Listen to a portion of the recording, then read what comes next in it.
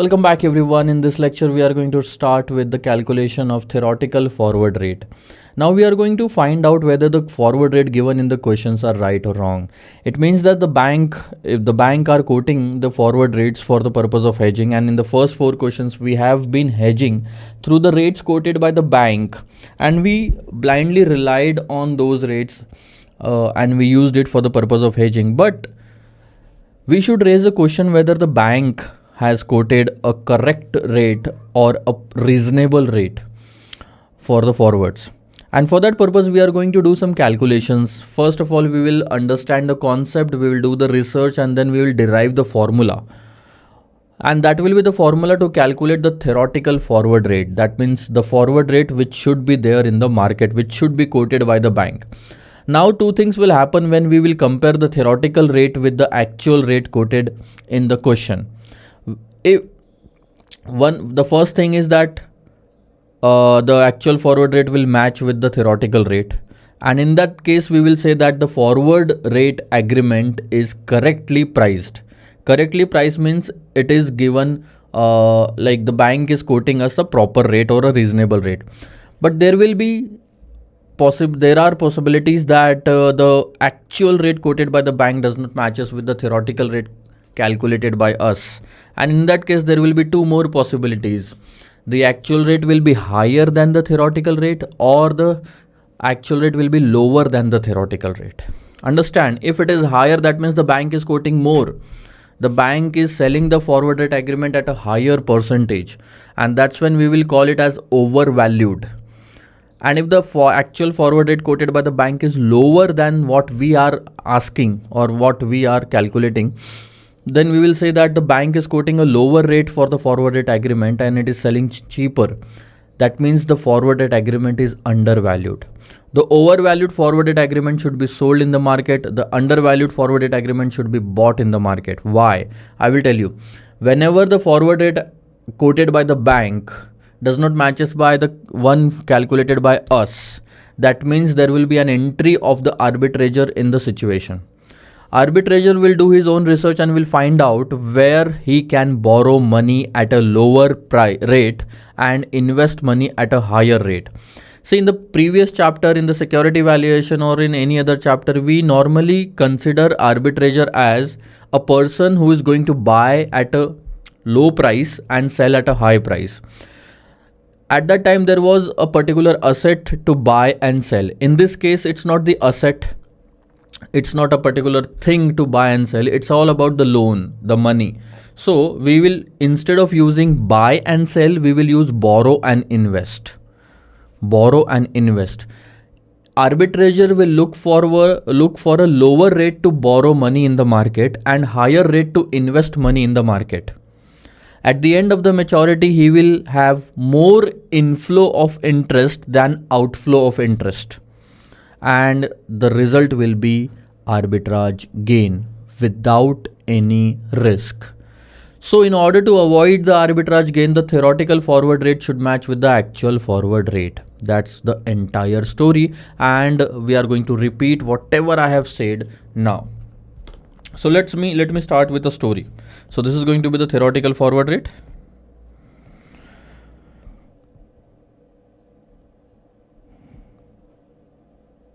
So let's consider a 2-year period. This is 2 year and this is 1 year.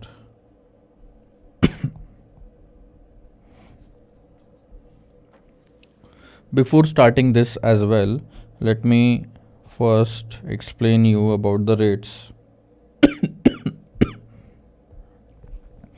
So this is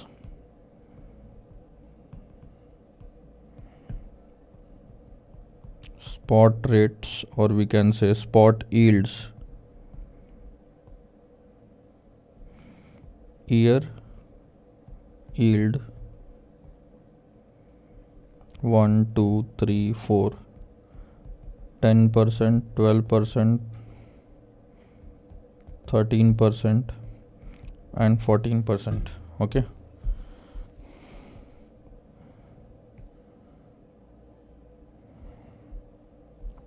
What does this mean? It means that if you invest today, understand what I am saying. If you invest today for 1 year, you will get 10% interest rate. But if you invest today for 2 years, then you will get 12% each year. But if you invest today for 3 years,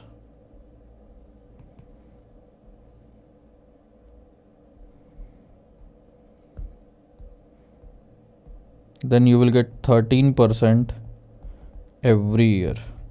And if you invest today for 4 years, then you will get 14% every year. So this is called as the spot yield curve. 1 year investment, 2 year, 3 years and 4 years. This is not third year, understand. This is 3 year. Okay. So if we have to if we invest any amount at a particular time, so 100 multiplied by 1.1 will be the result. 100 multiplied by 1.12 multiplied by 1.12 will be the principal and interest for 2 years. 100 multiplied by 1.13 multiplied by 1.13 multiplied by 1.13 will be the result after 3 years. So the calculation in this case will go like this: 100 multiplied by 1.1, 100 multiplied by 1.12 square, 100 multiplied by 1.13 cube, and 100 multiplied by 1.14 to the power 4. Am I right? Because 14% was the rate used for all the 4 years. Okay. Now, let me just repeat the same thing. See what I'm doing. I'm just copying the same data and pasting it here and changing only one word. Now these are forward yields. Instead of spot yield, I am calling them as forward yield, and see what happens. For the first year, for the second year, for the 3 years, and for the 4 years. Okay. Forward yield is only applied for 1 year, single year. Okay. So if the forward yield for the first year is 10%, you will get 10% return in the first year. But if the forward yield is 12% for the second year, you will get 10% for the first year and 12% for the second year. Because this 12% is only the rate for second year, not 2 years. There is a difference in saying second year and 2 years. Second year and 2 years.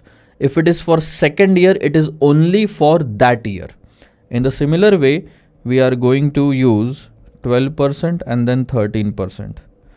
10%, 12%, 13% and 14%. Now you get the difference between forward rate and the spot yield. Forward yield and the spot yield. Okay. So how will you calculate the result? It's very simple, sir. 100 multiplied by 1.1, 100 multiplied by 1.1 multiplied by 1.2, 100 multiplied by 1.1 multiplied by 1.12 multiplied by 1.13, and in the similar way multiplied by 1.13 multiplied by 1.14. This is how you will get the results. So understand the difference between spot yield and forward yields. Sometimes the values, if all the values are same, 1, 2, 3, 4, the table is exactly same, but the only thing that the institute is changing is the one word, whether they are spot yields or forward yield. Spot yield means from today itself, if you are investing for 4 year, for 3 year, for 2 year, and forward yield means a rate relevant for the respective year. So How to read this? This is for 1 year, 2 years, 3 years and 4 years, and this is for first year, second year, third year and fourth year. You understand the difference between saying 4 years and fourth year? 4 year means all the 4 year from the very beginning to the end. So the rate of 14% will be applicable for all the 4 year. But fourth year only means the fourth year. The rate will not be applicable for the first 3 years. Okay. So this is how we need to remember the things. Now coming over to the concept again. Let's create it.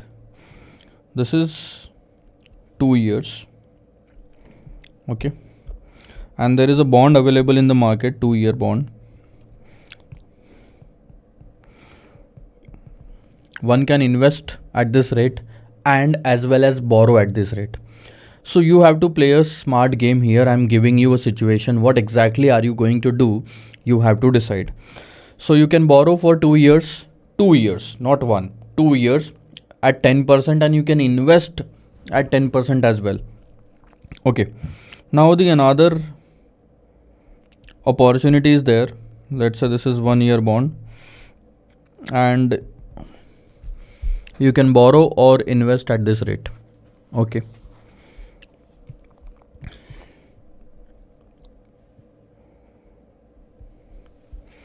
Question is, whosoever is going to borrow. Right now you are not the borrower nor even the investor. Okay. But you will decide that later on. So let's say if you borrow money, someone will invest. If you invest money, someone will borrow. So whosoever is going to be the investor, let's say he is going to invest around 100 rupees in this scenario. And after investment, after investing at this point, how much amount he will receive at the end of the 2 year? It's very simple, sir. 10% per annum. So 100 multiplied by 1.10 multiplied by 1.10, he will get 121 rupees. Am I right? 121 rupees by investing for 2 years. Okay. And suppose you invest in this particular bond 100 rupees. First of all, this bond is only for 1 year. You will get 109 rupees at this point. Am I right? And let's say you will reinvest at this date and the interest rate on that date is, let's say, 13%. Okay. So what will happen? 109 multiplied by 1.13 will be the interest for the second year. 100 into 1.09 into 1.13. So 123.17 is the cash flow. Now, do you see any kind of an opportunity here? If you are smart, you will recognize the opportunity and you will tell me where exactly you are going to borrow and where you will invest. It's very easy, sir. Wherever you find the cash flow at the end are lower, borrow at that rate. Okay. And wherever you find that the cash flows are higher, invest at that rate. What will happen? If you borrow 100 rupees today at 10%, you will have to repay 121 after 2 years. Since you borrowed money at 100 rupees today, you invest that 100 rupees in this market, in this option. So obviously it will look like, what are you doing, man? Borrowing it at 10% and investing it at 9% is not a good decision. But let me just complete it. Invest that 100 rupees at 9% for 1 year and invest that 109 rupees that you will receive after 1 year at 13% for another 1 year, and you will get 123.17 at the end of the second year. Out of that 123.17, you repay the borrowings 121, and still you will have a profit of 2 rupees 17 paise. So this is how the game works, and you can do it in your real life as well. So there is no investment in the beginning, and there is a profit and profit in the at the end. This entire transaction is called as the arbitrage transaction. You were the arbitrager in this, and this is called as the arbitrage gain, 2 rupees 17 paisa, without investing anything. Lots of people in the real world does this. How? It's very easy, sir. You need to find an opportunity. Which bank is lending, or which bank is giving you loan for 2 years at this rate, and which bank is giving you an investment opportunity at this rate. But the major thing comes is that which bank gives the second year rate as 13%. See, this 13% rate will be known at this date, right? After completing 1 year. So how to take the decision today for an unknown rate of second year? Okay, I will just give you another situation. Instead of 13%, let's make it 9% again. So what will happen in this case? In this case, 100 multiplied by 1.09 for the first year, 1.09 for the second year will be 118.81. Now you have two cash flows, 121 or 118.81. Choose one. Obviously, anyone would go for 121. So this should be the receipt to you, and this should be the outflow to you. In order to be this amount to be outflow, you will have to now borrow at this rate. Because once you borrow today, you will have to make the repayment after 2 years. So this should be your outflow. Now change the transaction. Borrow at this rate, 100 rupees, borrow at 9%, invest that amount you have received from this bank in the another bank at 10% for 2 years. Cool. Now what is going to happen? You have borrowed 100 rupees for 1 year at 9%. What will happen is that you will have to repay 109 rupees after 1 year. And what are you going to do is, you are again going to borrow for 1 more year at 9%. This second year 9%. So with this borrowing, what are you going to do is, after 1 year you will borrow from the third bank at 109 rupees at 9%. So you borrowed 109 rupees, you repaid to the first bank, and then after 2 years you will receive 121 from the second bank in which you invested. Out of that 121, you repay 118.81 to the third bank. Still there will be a profit. And this is how the arbitrager will step into the picture and start exploiting the situation. All the people are going to do such kind of activities. Now what will happen is that the demand in this 9% rate, the demand for borrowing at this rate was high. Understand what will happen? All the people will start borrowing at this rate, and the demand for the loan of 9% will increase, resulting into an increase in the interest rate. And at particular point, there will be an equilibrium in the demand. When do you think the equilibrium will be achieved? When the cash outflow in this case will also be equal to this cash flow, that is 121, at when the rate was 9%. So this 13 and 9% are nothing but the forward rate quoted by the bank at time 0. Now can you tell me, was 13% a higher FRA? Yes sir, it was higher than required, and that's why it resulted into higher cash flows than required. Was 9% a lower FRA? Yes sir, it was a lower than expected or required FRA. When you calculate the theoretical FRA, you will get a rate at this date, or FRA rate, where the cash flows at the end of the second year will be exactly equal to 121. So very first thing, the equilibrium will be achieved because of the increase and decrease in the demand of this bond and this bond. The equilibrium will be achieved when the forward rate at this date for this period quoted by the bank today gives the equal cash flows. at the end of the second year. So when the outflow or when the result of this bond and the result of this option are same, the equilibrium will be achieved, and that FRA will be called as the theoretical FRA. And comparing these with that FRA, we are going to decide whether the market is actually overvalued or undervalued. So I will just write down few things. In order to achieve equilibrium and stop arbitrageurs from exploiting the situation, cash flow from both the option, or we can say cash flow at the end of 2 years in both the options should be same. That is 1.10 square is equal to, or we can say 1.10 into 1.10 should be equal to 1.09 into 1 plus F2. This forward rate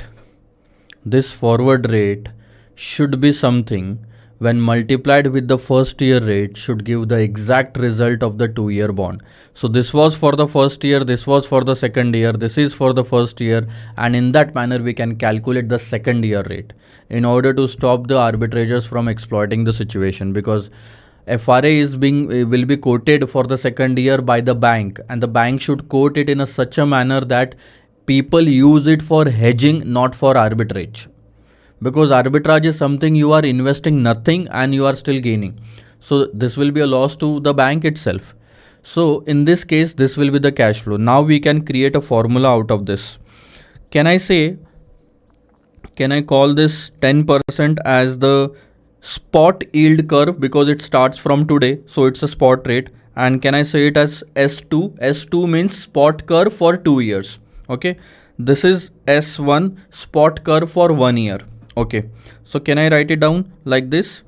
1 plus S2 into 1 plus S2 is equal to 1 plus S1 into 1 plus F2.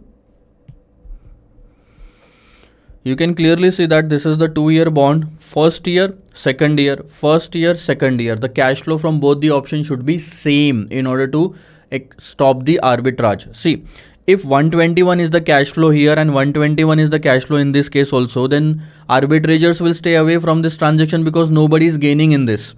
They will have to pay 121, they will receive 121 at the end of the second year. So wasting the time will not be a good decision for the arbitrager in that case.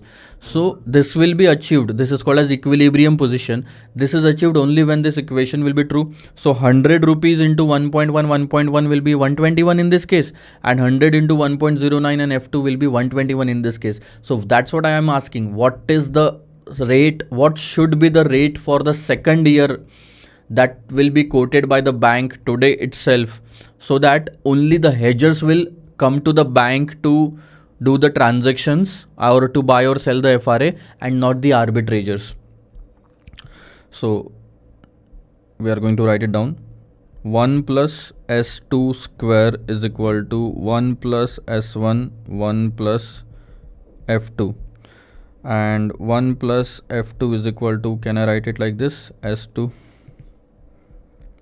square divided by 1 plus S1, and then F2 is equal to 1 plus S2 square divided by 1 plus S1 minus 1. This 1 will be shifted to the other side. Let's solve it. 1.10 square divided by 1.09 for the first year minus 1.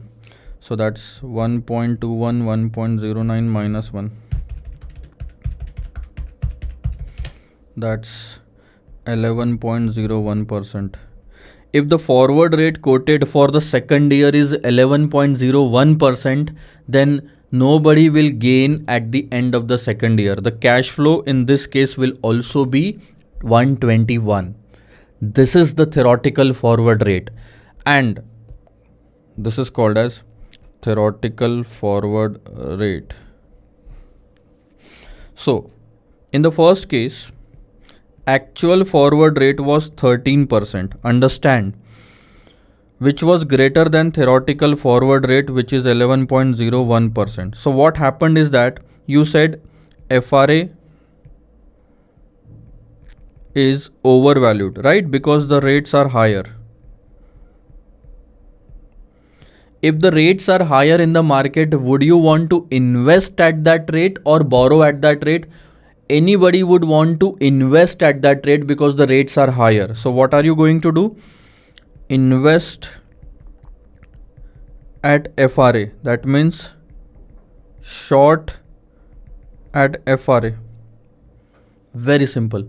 And if you are creating, see, understand, if you are creating a short position for this, it automatically means the short position for the first year as well, because the position in this and in this will be same. That means if you are going long year, go long year, short year, go short year, and if it is short year, it will be opposite in the other market, long. It's very simple. If the actual forward rate does not matches with the theoretical forward rate, the arbitrage opportunities will open up. Okay, let me just try to write it in a proper way. This is going to be a good chart.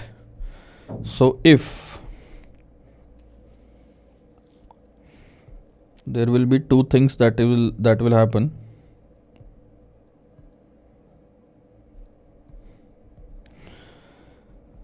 Actual forward rate will match with theoretical forward rate, and you will say FRA is correctly valued. That means no arbitrage is possible. But in the other case, if it doesn't matches, if it is not equal to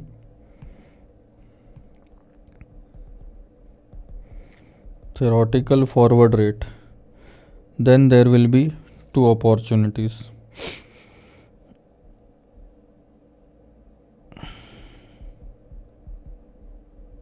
Arbitrage opportunity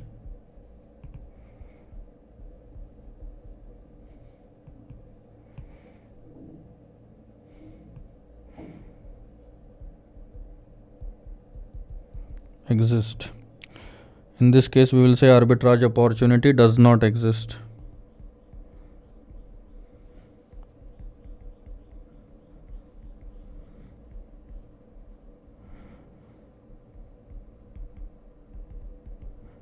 Cool. Now, if the arbitrage opportunity exists, we need to start the transaction. It means there will be one of the two situations. Actual forward rate, which was, let's say, 13%, is greater than theoretical forward rate, which was 11.01%, or actual forward rate, which was 9%, will be less than theoretical forward rate, which was 11.01%. Only when it is equal to 11.01%, then arbitrage won't be possible in that question. And if this is the situation, we will call it as FRA is overvalued. In this case, we will say FRA is undervalued. Okay. Now I'll start from here. Short of space, now let's do one thing. I will just take the entire part on the next page so that a single page will cover everything.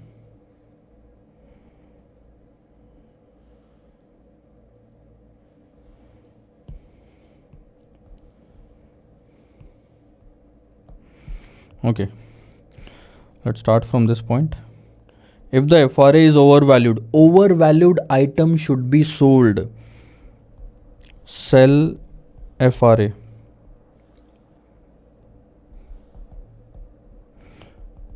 buy FRA. You can call it as short the FRA. You can call it as long the FRA. And do you know what do you mean? What does long means? It's very simple, sir. Long means, I explained that to you in the very first part. It means borrow at FRA, and short means invest at FRA. And understand one thing, if you decides to invest at this for this period, do the same for this period as well, because investment made here will be received at this date and again will be invested at this date. So in order to make an investment here, we need to receive the money, and that will again happen if we invest at this date, not the borrowing. So do the same for the previous year in the same category and do the opposite for this. So if you are investing in this case, you will invest here, and in order to invest here, you need the money to borrow. Okay.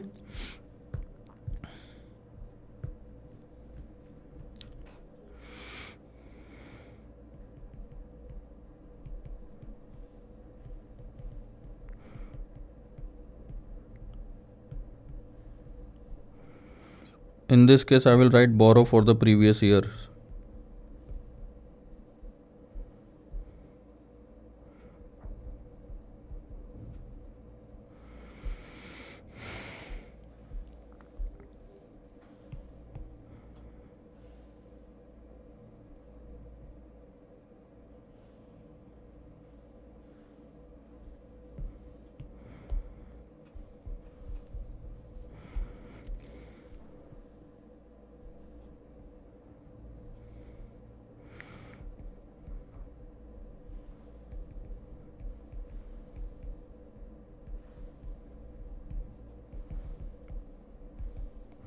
We were going to do the opposite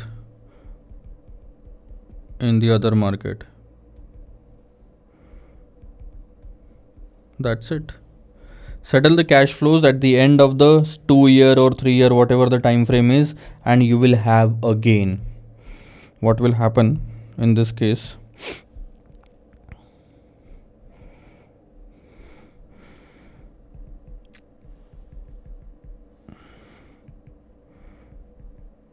At expiry, or it's better than expiry, let's say at maturity,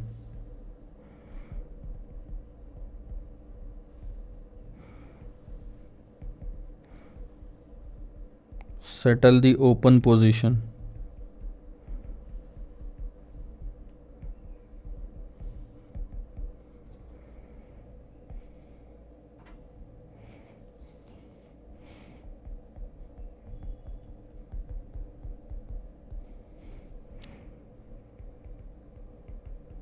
Enjoy arbitrage gain.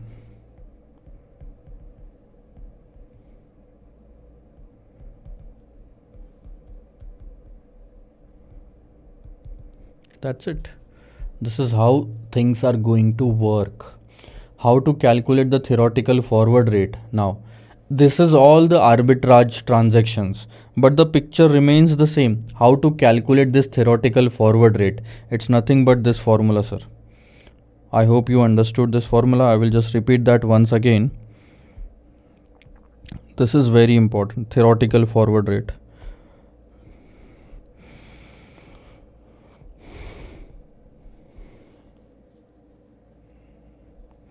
It's just like filling the gap. If something is given for 2 years, let's say, and you have been given with this, and they have asked you to find out this. So this is called as F2. This is called as S2 and S1.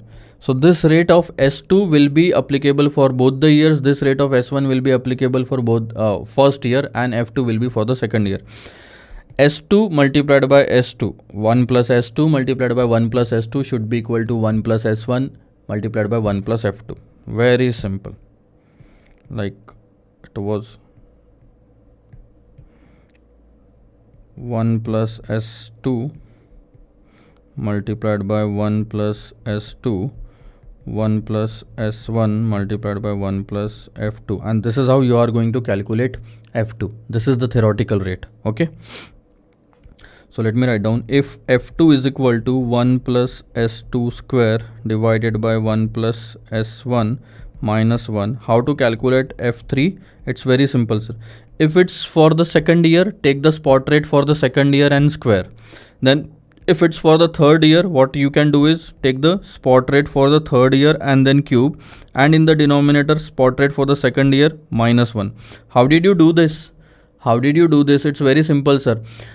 This numerator covers 3 years and the denominator covers 2 years. The third year is here. The only year which is left should be on this side, otherwise everything should be covered here. Now I will just draw it for your reference. First year, second year, third year.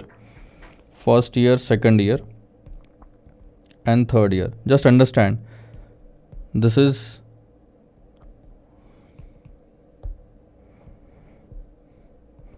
one plus S3, 1 plus S3, 1 plus S3.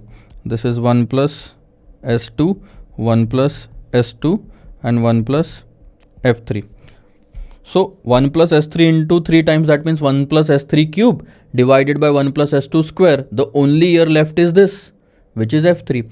You understand one thing which is also possible is, instead of S2 we can use 1 plus S1, but that will be only for 1 year, and in this case we can use 1 plus F2. Yes sir, because forward rate is only for 1 year and that's for second year. So 1 plus S3 cube divided by 1 plus S1 into 1 plus F2. That's it. That is also possible. It depends upon the question, the data given to you. So all the time the formula for theoretical forward rate is fill in the blanks.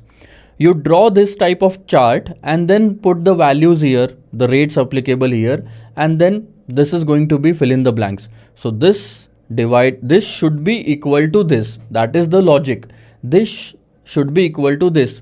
A cash flow invested at these rates should give you the same cash flow invested at these rates. Okay. This is the logic. So instead of using S2 for both the years, you can use S1 and F2 also for one year, and the third year rate will be calculated. So it will look like this, or 1 plus S3 to the power 3.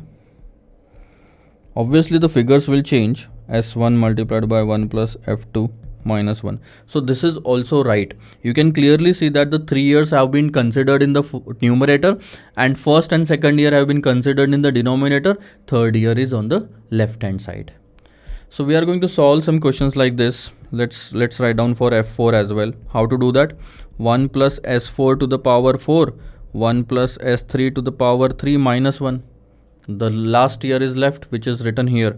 Or you can write it like this: 1 plus S4 to the power 4, 1 plus S1 into 1 plus F2 and 1 plus F3. F4 will be on this side, minus 1. So you can frame any type of a formula that you need. It depends upon the question as well. Understood? This is how we are going to calculate the theoretical rate, and then this theoretical forward rate will be compared with the actual forward rate given in the question. If it matches or if it is equal to both, then it is correct, no arbitrage opportunity exists and we can go to home. But in case the actual forward rate is not equal to the theoretical forward rate, the opportunities will exist and we will start doing the transaction according to this. I will come back to this whenever the arbitrage question will be there. First of all, there will be few questions based on calculation only of the theoretical forward rate, but you keep that in mind that all the calculations that you will be doing in the next 3-4 questions are only for the purpose of comparing that rate with the actual forward rate. All the transaction in the market will happen at the actual forward rate only. Okay, let's come to the question now. So we can see that question number 5 is on the theoretical forward rate. Have a look.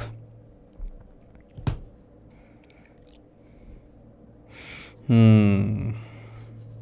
The following is the yield structure of AAA rated debenture. They have not mentioned that it is a spot yield or forward yield. We will consider all of them as the spot yield. So if the spot yield is given, that means all the rates will be applicable from now to 3 months, now to 6 months, now to 1 year. So it is 0 to 3, 0 to 6, 0 to 1, 0 to 2 and 0 to 3 years. Right? For all the investment that you have to make. So if you want to invest for 3 years and above, the rate applicable will be 12%. Yeah, the rate applicable will be 12%. If you invest today for 2 years, the rate applicable is 11.25%. Now, based on the expectation theory, what kind of theory is this? You have not discussed this yet. Sir, this is the expectation theory itself. The expected forward rate. So based on the expectation theory, calculate the implicit 1 year forward rate in year 2 and year 3. Year 2 and year 3. Acha, one more thing that you need to understand. Come back to the previous table. Yeah, this one. Do you understand one thing? In spot yield and in forward yield, in spot and in forward, the first year can be called as the S1 also and F1 also, because the 10% and 10% are same. For the first year, S1 and F1 is same, right? Also, this is how we are going to call them. This is S1, this is S2, this is S3 and this is S4. This is F1, F2, F3, F4. S2 is applicable for both the years, but F2 will be applicable only for the second year. S1 and F1 remains same. Now the question is asking you to calculate the 2-year and 3-year forward rate. So understand, for second year you need a rate for 2 years, that is S2, and a rate for 1 year. And you will be easily able to calculate this F2. Can you do that? If this is the situation, yes sir, we can do that easily. This is going to be 1 plus S2, 1 plus S2, 1 plus S1, 1 plus F2. The cash flow should be equal according to the expectation theory or in order to achieve the equilibrium.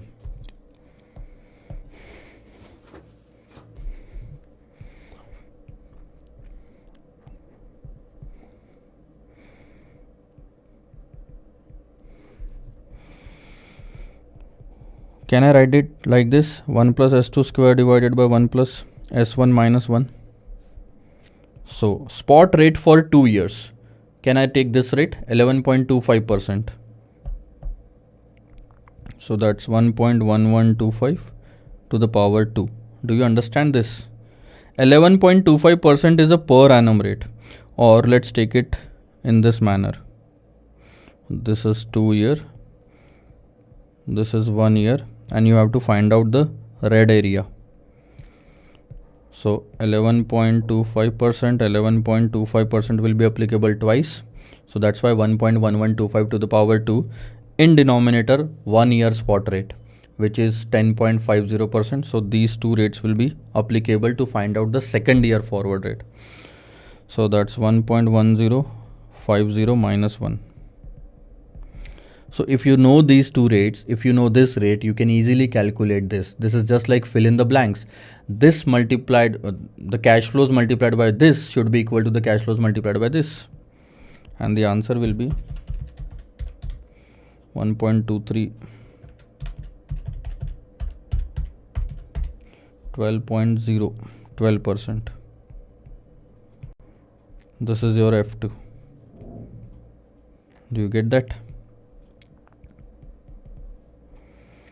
Now, again they are asking something else. We have to calculate the forward rate for year 3 as well. How to do that? Let's draw it. Drawing makes the calculations easy. Okay, I think I should write it somewhere else.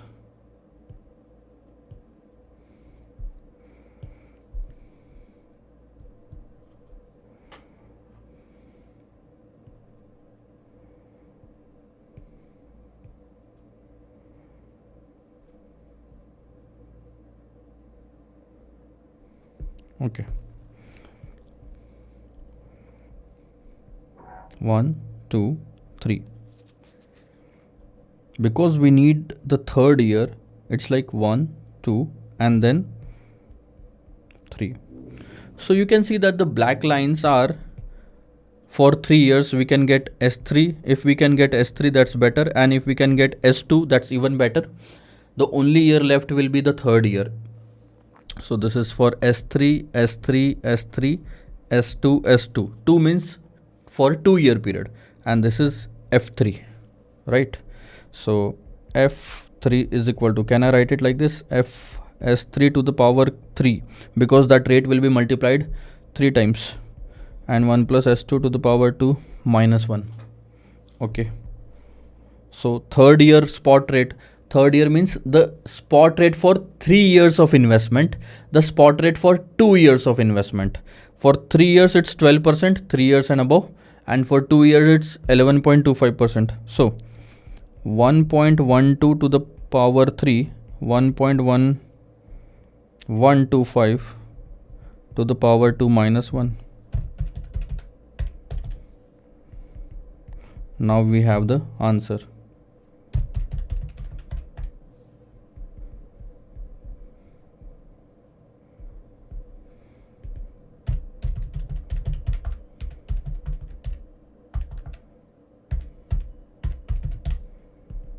%13.51%. So the forward rate for the third year should be 13.51%. Understand that this should be 12% and this should be 13.51%. That's what we have. Please understand that these rates will be quoted at time 0. These rates will be quoted at time 0. So if someone comes to the bank and asks for the forward rate of second year, the bank should quote 12%. And in that case, only the hedger will enter into transaction and arbitrators will stay away from this. If the bank quotes anything more than 12%, the person will automatically find an opportunity that the bank's quoted rate, let's say 15%, is the FRA. They will say that it is overvalued, and they will start investing in this situation. They will start investing at 10.5 first and then 15. And for investing in this situation, they will start borrowing in this market. So arbitrage opportunities will open up if the rate quoted by the bank is anything but 12%. Let's say the rate quoted by the bank is 11%. In that case also the people will find this rate as much lower, and at lower rate they would want to borrow here and then automatically here. So they will start borrowing here for 1 year and they will put their money for 2 years in this market. So there will be a repayment after 1 year, and for that repayment they are going to borrow again for another 1 year at, let's say, what was the percentage? 11%. At the end they will receive the investment proceeds. Out of that they will make sure that the repayment is done, and still there will be some profit. So in order to avoid the arbitrages, the rate at the second year, rate for the second year forward is to be kept at 12%. In this case, the rate for the third year forward should be kept at 13.51%. Otherwise, the arbitrage opportunities will open up. So this is how the question was. 12% and 13.52. Okay, let's read the second part. If the interest rate increases by 50 basis point, what will be the percentage change in the price of the bond having a maturity of 5 years? See, if it comes to 5 years, it will come in this area, 3 years and above. And if the interest rate increases by 50 basis point, that means it is becoming 12.50 now. Since it is having a maturity of 5 years, it will come in the last category of 12%, and that too, the interest rate is increasing now by 50 basis points, so it will become 12.50.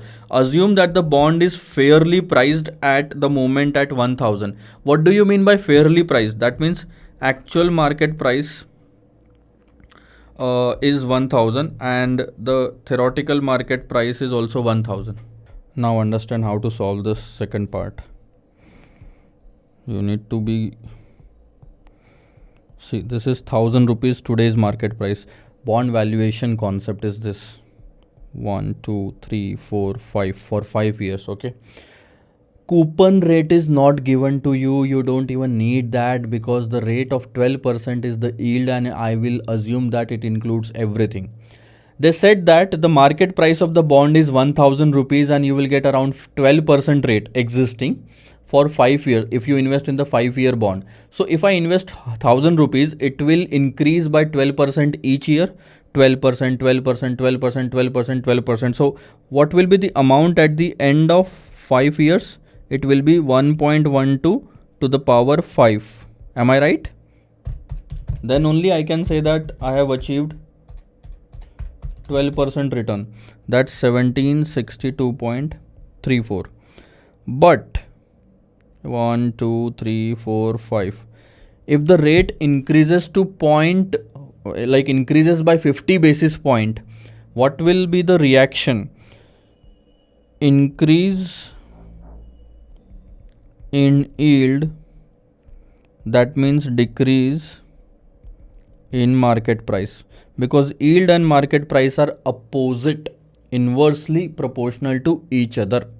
So if the yield is what exactly you have to calculate is very simple. 1.125 to the power 5.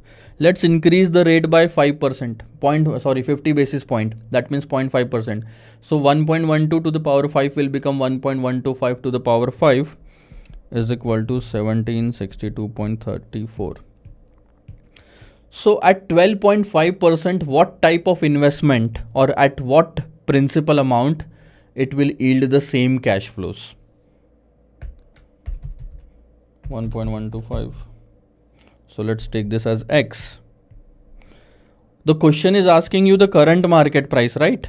The question is asking you the current market price, that how much this price will change if the yield is increasing by 50 basis point. How much this price will change if the yield is increasing by 50 basis points. So first you go like this and then you go like this to find out the same.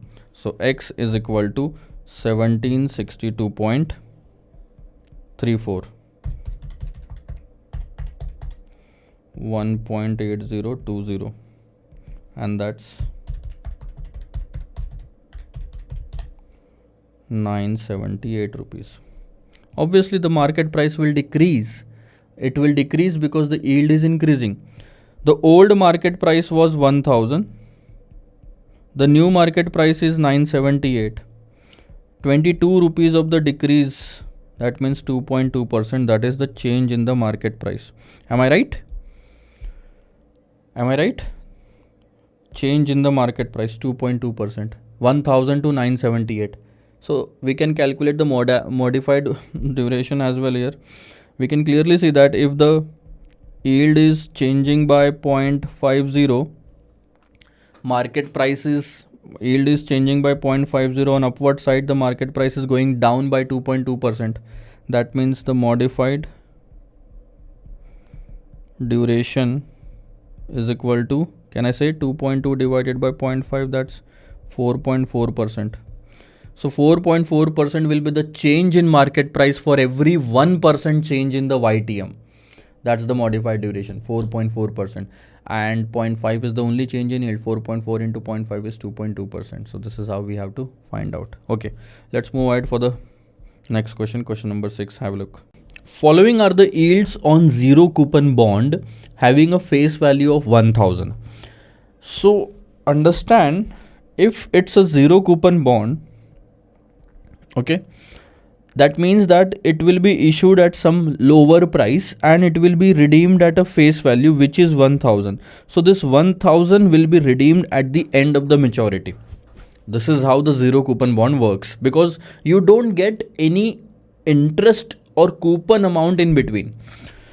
So if you invest in a 1 year maturity zero coupon bond, the YTM will be 10% yield to maturity. That means X and 1000, the return between this will be 10%. That is what the meaning is. Okay, with this you can calculate the value at which the bond is being issued. 2 years maturity, 3 years maturity. So the situation is like this, please understand. Question number 6.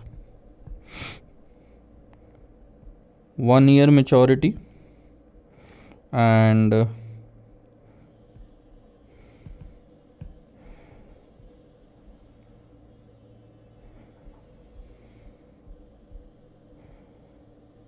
2-year maturity,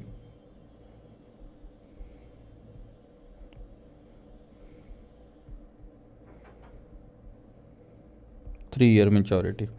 So from today, if you invest in a single or 1-year maturity bond, the YTM is 10%. So the spot rate is 10% for 1. Spot rate for 2 years is 11. And spot rate for 3 years is 12%. 1000 is the face value that you will get at the end of the maturity. Okay. Now, assume that the term structure of interest rate will remain the same. Cool. You are required to calculate the implied 1-year forward rates. You have to calculate the 1-year forward rate. There are only 3 years in this entire question. You remember well that S1 is equal to F1. For the first year, the spot rate and the forward rate remains the same. So normally it will never happen that they are asking you to calculate F1. But yes, in this case, F2 and F3 are the two things that they are asking you to calculate, because other than this, there is no other year. F4 and onwards is not there. F1 they will not ask because the answer will be 10% itself. Right. So F2 and F3 mostly they are asking you this thing, and it's very easy, sir. F2 means this year, let's say this particular year, right? And F3 means this year. So basically the rates for the red area or the red line is required. When you are calculating F2, see this is F2 and this is F3. So when you are calculating F2, you need to cover up till this point, right? So you can take S2 and S1. So in S2 and S1, exactly that area will be called as the fill in the blanks area, right? And when you have to calculate F3, you can take S3 and S2. So this will cover exactly the same time, both of them. Okay, let's find out. F2, first of all, F2 is equal to, what will be the formula now? See, the logic is very simple. If you have to calculate F2, that means the cash flows from S2 till this point and S1 and F2 should match. So equation will be like this. I will just frame an equation. For equilibrium, for no arbitrage opportunity, it should be like F1 into S1 plus 1 into F2 should be equal to 1 plus S2 and 1 plus S2. So if you invest 100 rupees in this case, it will get multiplied by this interest rate first year and then this interest rate second year. The resulting cash flow should be equal to the same invested at S2 for 2 years in this case. And that's when the arbitrage will not happen, or there will not be people in the market to exploit the situation. And let's start putting up the figures. 1.10 into 1 plus F2 is equal to 1.11 to square, right? Because S2 is being used for 2 years. So F2 is equal to 1.11 square 1.10 minus 1, and that will give you the answer.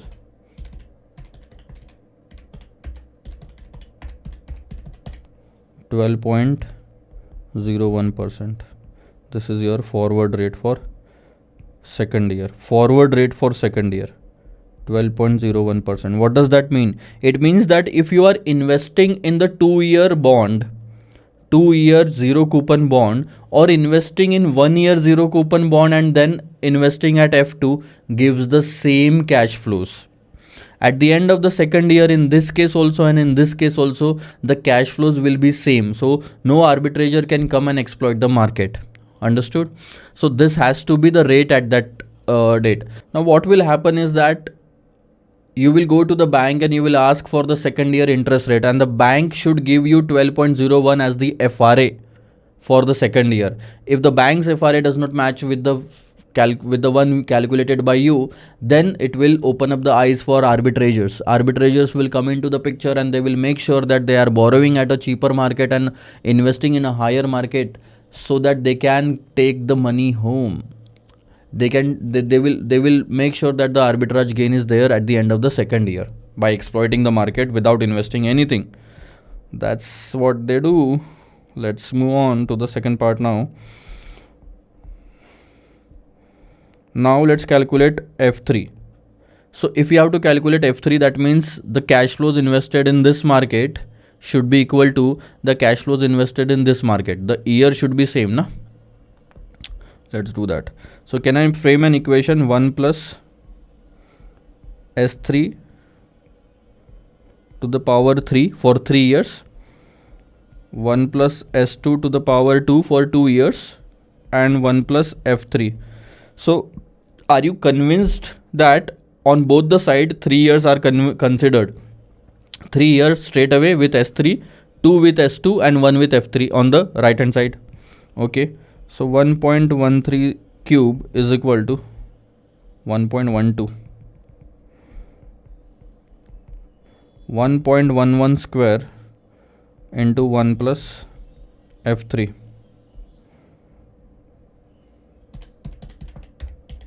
1.4049 is equal to 1.2321. So F3 is equal to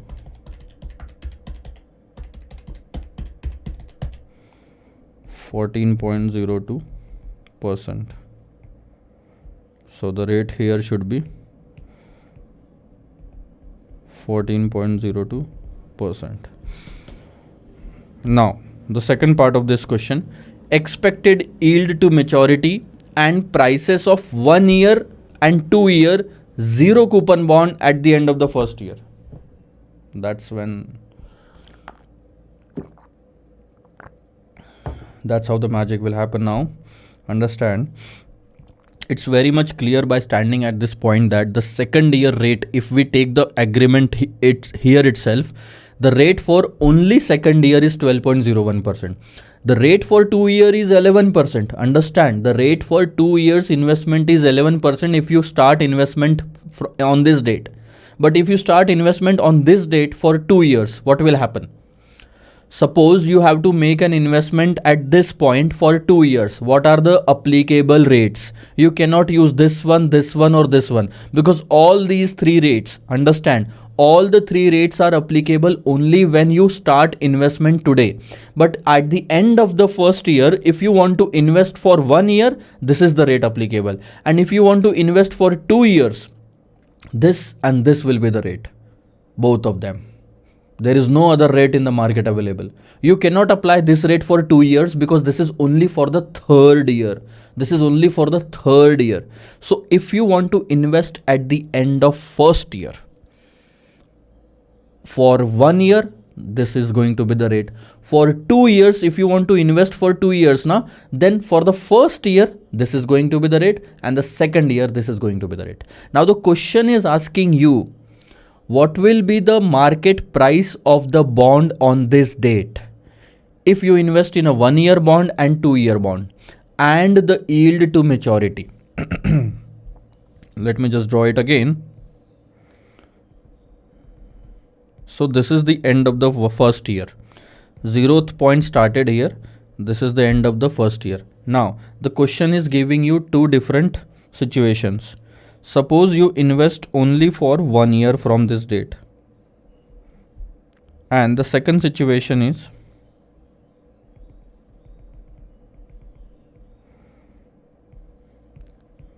suppose you invest for 2 years. So this is the first one, this is the second one. What exactly you have been asked is to find out the market price or the issue price of the bond on this date in both the cases. So in the first case, what will happen? The applicable rate of interest is 12.01, and at the end of 1 year you will get 1000 rupees back, because the bonds maturity is only for 1 year.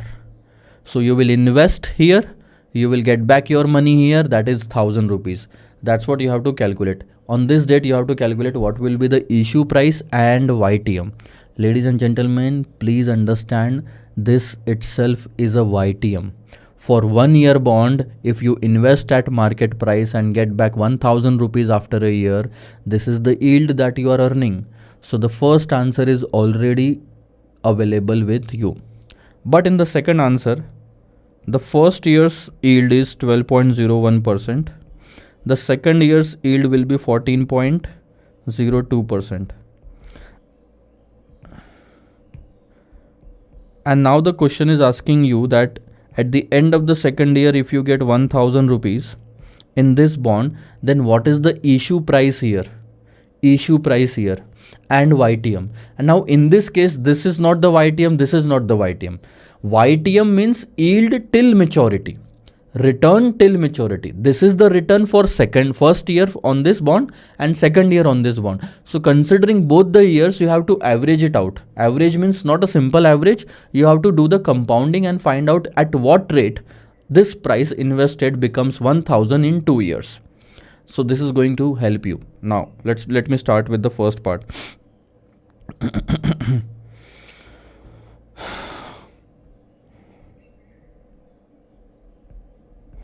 1 year 0 coupon bond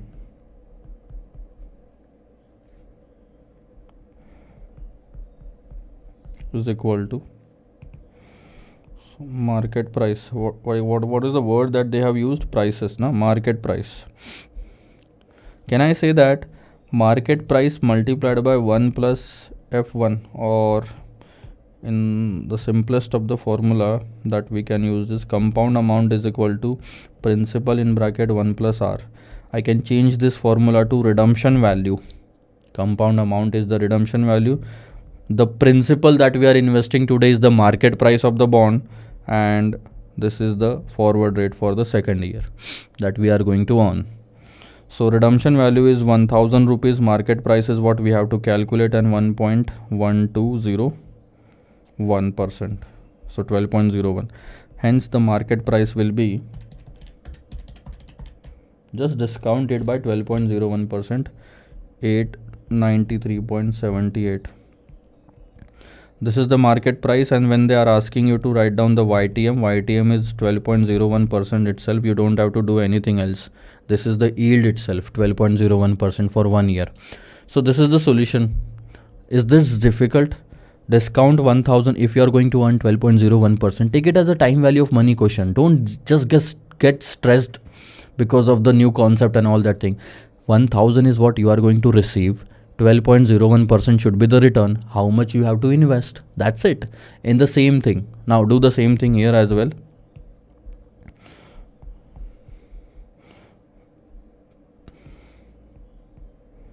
Two-year 0 coupon bond.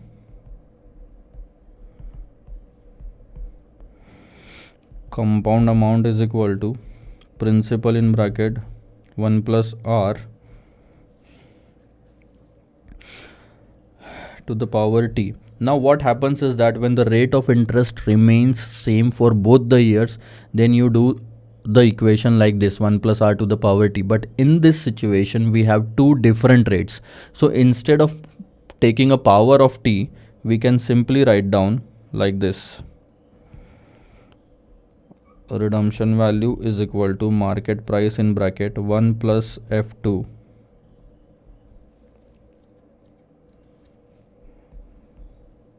and 1 plus F3. Simply. When the rate would have been same now for both the years, then we would have squared it up like 12.01, 12.01. So we can take the square on that day. But now the rates are different. So redemption value is 1000. We have to calculate the issue price, and the rate of interest or the yield on every year is 12.01 and 14.02. So let's find out the market price.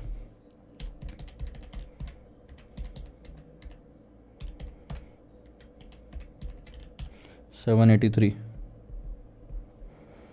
So this is your market price. Now understand, you have to sell the bond at 783 rupees.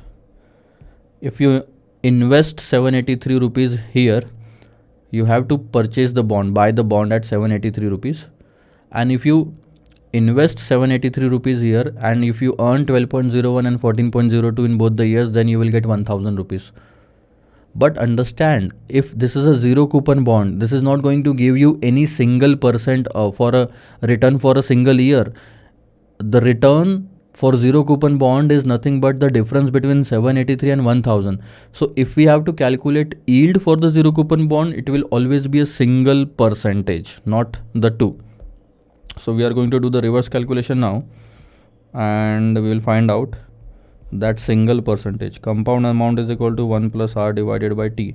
Now the compound amount is 1000, the investment amount is 783. Now we are going to calculate a particular rate which we, if that is applied for both the years, then exactly we are going to receive 1000. So what is that rate? 1 plus r to the power 2. Am I right? 2. So let's transfer 783 on the other side. 1000 divided by 783. If you will transfer to the power 2, it will become square root on this side. So writing to the power 1 by 2 means square root, right? So that's 1.1301 is equal to 1 plus r, and r is equal to 13.01%. So 13.01% is a rate which you can use for both the years. Instead of 12.01 and 14.02, you can come to a point 13.01%. That means if you invest any amount at 13.01% for 2 years, it will give you the same cash flow as the amount invested at 12.01 for the first year and 14.02 for the second year. So multiplication of these two will be equal to the multiplication of these two. That is what the meaning is. So what is the YTM in the first case? In the first case, we didn't have anything else, anything other than 12.01 to multiply. So 12.01 itself became YTM. And we calculated the market price as 893.78. 893.78. So when you will go to invest in 1 year bond, after 1 year, the market price should be 893.78 because 12.01 should be the yield on that date. And if this does not happen, now the arbitrage opportunities will open up. So understand, in order to block the arbitrage opportunities, it is very, very important that the second year yield for the investor should be 12.01%. And if 12.01% is the second year yield, then 893.78 should be the market price of the bond for 1 year on this date. If the actual market price is 700 now, arbitrage opportunities will open up, people will start buying the bond because the theoretical price of it should be 893.78. So understand, first, in order to block the opportunity, arbitrage opportunities, you fixed the rate for the second year, that this should be the return everyone should earn in the market. And if this is the return everyone should earn, then what is the market price of the bond? If we issue 1 year bond, so all the 1 year bond should be, all the 1 year bond which with a face value of 1000, zero coupon bond, should be issued at 893.78 in the entire world. This is what the magic is. And if you get any bond lesser than this price with the same feature, you can buy it and you can have some arbitrage. And the same is the situation in the second case.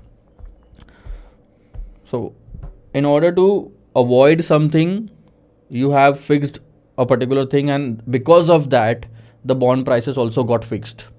So this is the answer. See, 12.02, 13.02.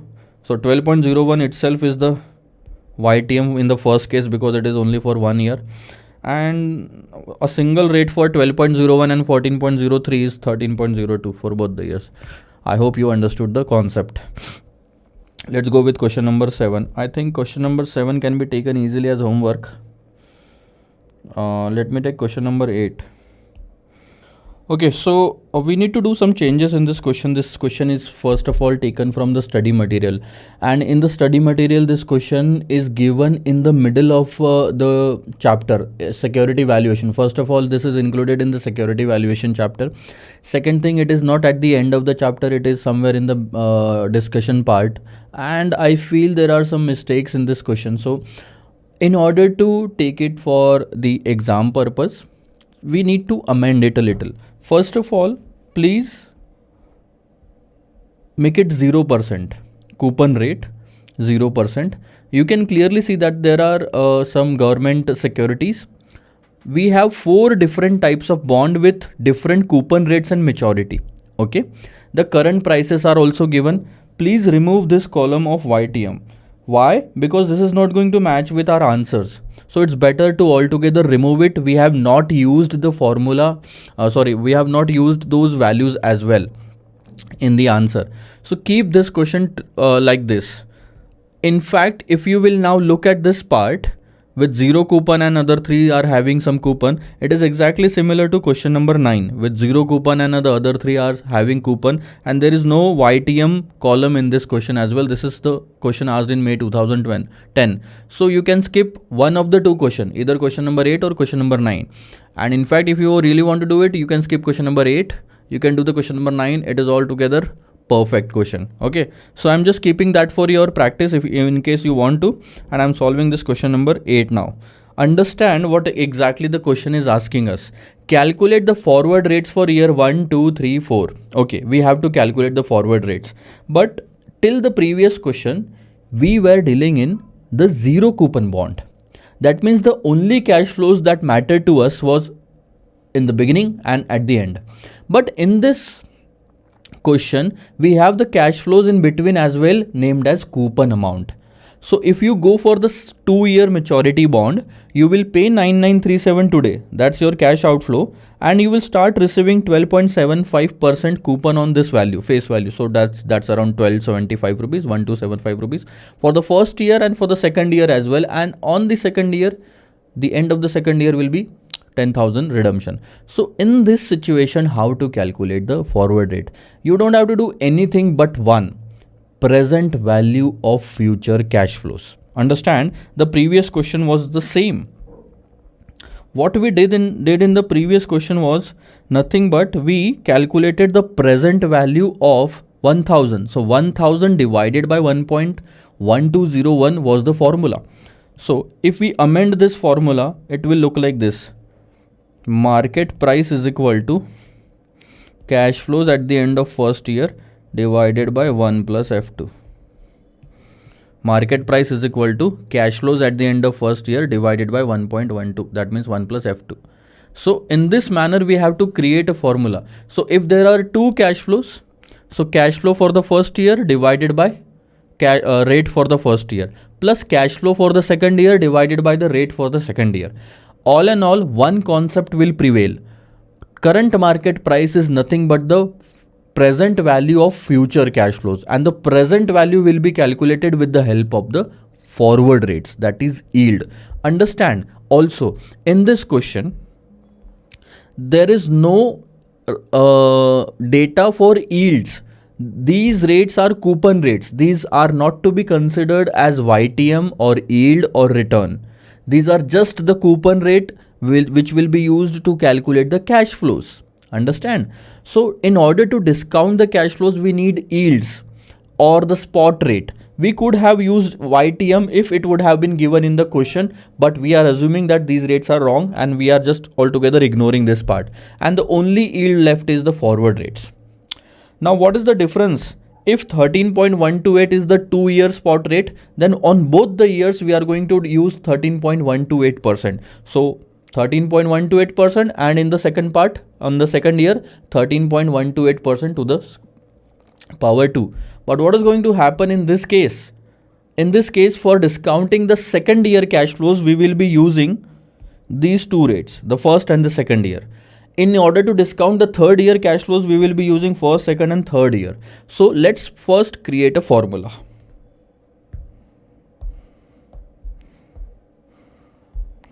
Okay, even if you would not have understood anything till now, let's start with the basics. Question number 8. One by one we are going to take the bond. Maturity 1 year. This is pretty good question.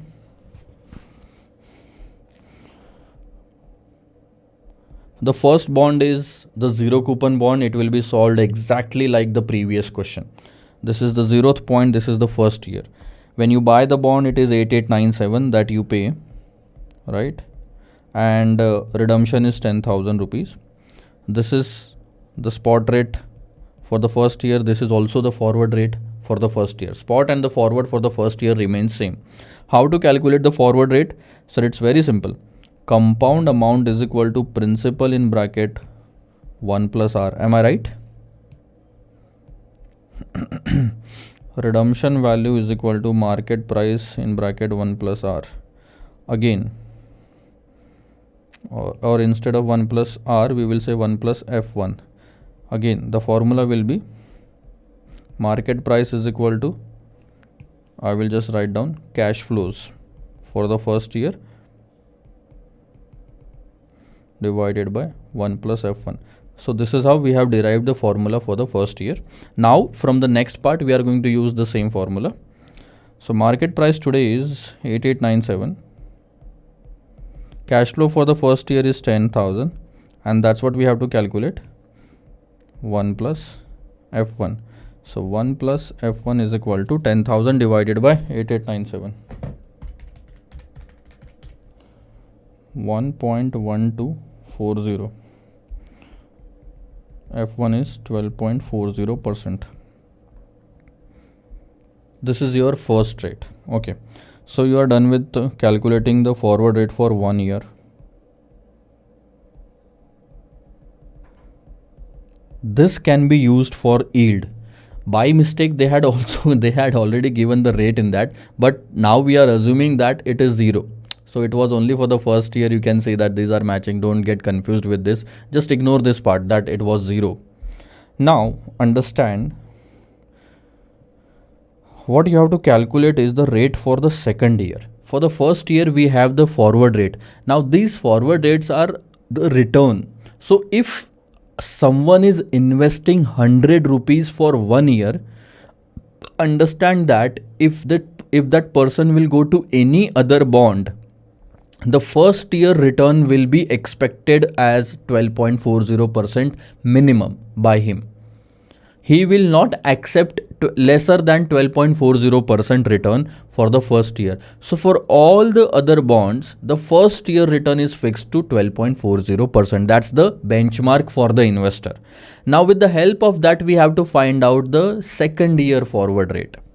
And in order to find out a second year forward rate, we have to take the 2-year bond. So this is going to be second part. F2 with a bond having 2 years maturity. So let's say we go with this bond which has 2 years maturity. Don't take the third year because unnecessary you are adding the third year in your cash flows. So this is the bond, let's say. Okay. So if you want to invest in this bond, 9937 will be your cash outflow. Am I right? And after that, you will start getting 1275 rupees every year. So you will get coupon amount of 1275 and 1275 here. And at the end of the second year, it will get redeemed at 10,000. So practically you are receiving 12,075. How to frame a question now? For the first year, we are assuming the return would be 12.40%. That's it. Now, in order to calculate the forward rate for second year, just make sure that this is the present value of future cash flows. So when 1275 will be discounted, it will be discounted with 12.40%. And when 1275 and 10,000 will be discounted, it will be discounted by this percent, F2, and then this percent to reach at this point. Ultimately, the present value of these cash flows should be 9937. That's the main purpose. In this case also we did the same thing. Now the present value of 10,000 should be 8897. In the same way we have to find out this. So it will look like this. You will discount this at 12.40% and you will discount this one also. But it will be discounted at F2 first to bring it at the end of the first year. Understand that the forward rate for second year is applicable only for the second year. That means by using this rate, you can discount 12,750 for 1 year only. So you can bring it from second year to first year end. And now to bring it from first year to 0th point, you have to use 12.40% again. So it will be 12.40%. Understood? It's very simple. Present value of future cash flows. Let's create a formula. Market price is equal to cash flows for the first year divided by 1 plus F1. Right? Plus we have another cash flows for the second year divided by 1 plus F1 into 1 plus F2. So now, do you understand this? If you get this logic, then it's all fine. Cash flow for the first year is nothing but 1275 and market price is 9937 today, divided by 1.1240 plus second year cash flow is 12,750. Sorry, 11,275 divided by 1.1240 in bracket 1 plus F2. That's what we have to calculate. Now you will be able to understand that this has to be brought. This is the second year cash flow. When discounted with this rate will come at the end of first year, and then when discounted with this rate will come at the 0th point. So all these cash flows are coming to the 0th point. The concept of present value of future cash flows will be the market price remains true in this case. So let's solve this question now.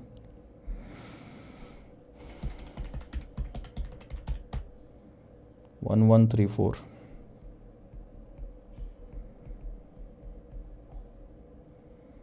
plus 11,275 divided by 1.1240, that's 10031. Transfer 1 by 1 figures. 9937 minus 1134, 8803.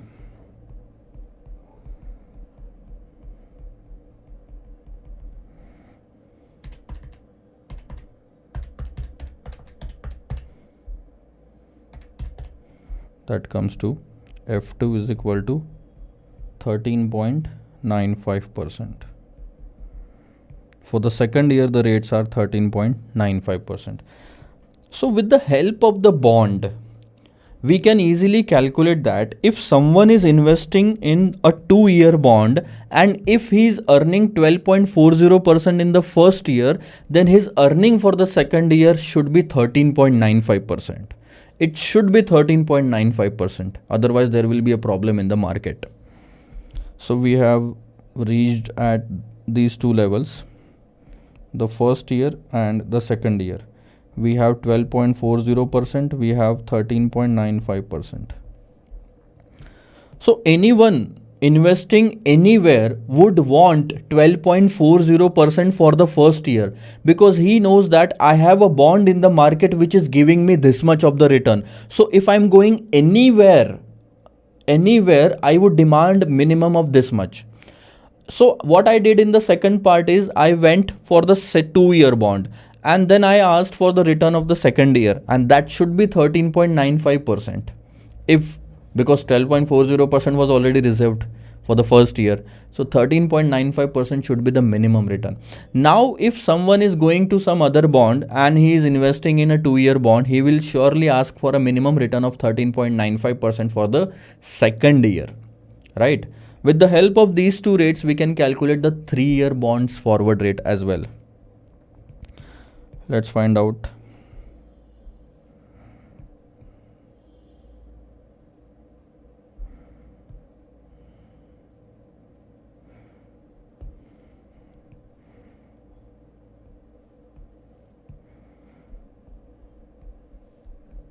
F3 with a bond having 3 years to maturity.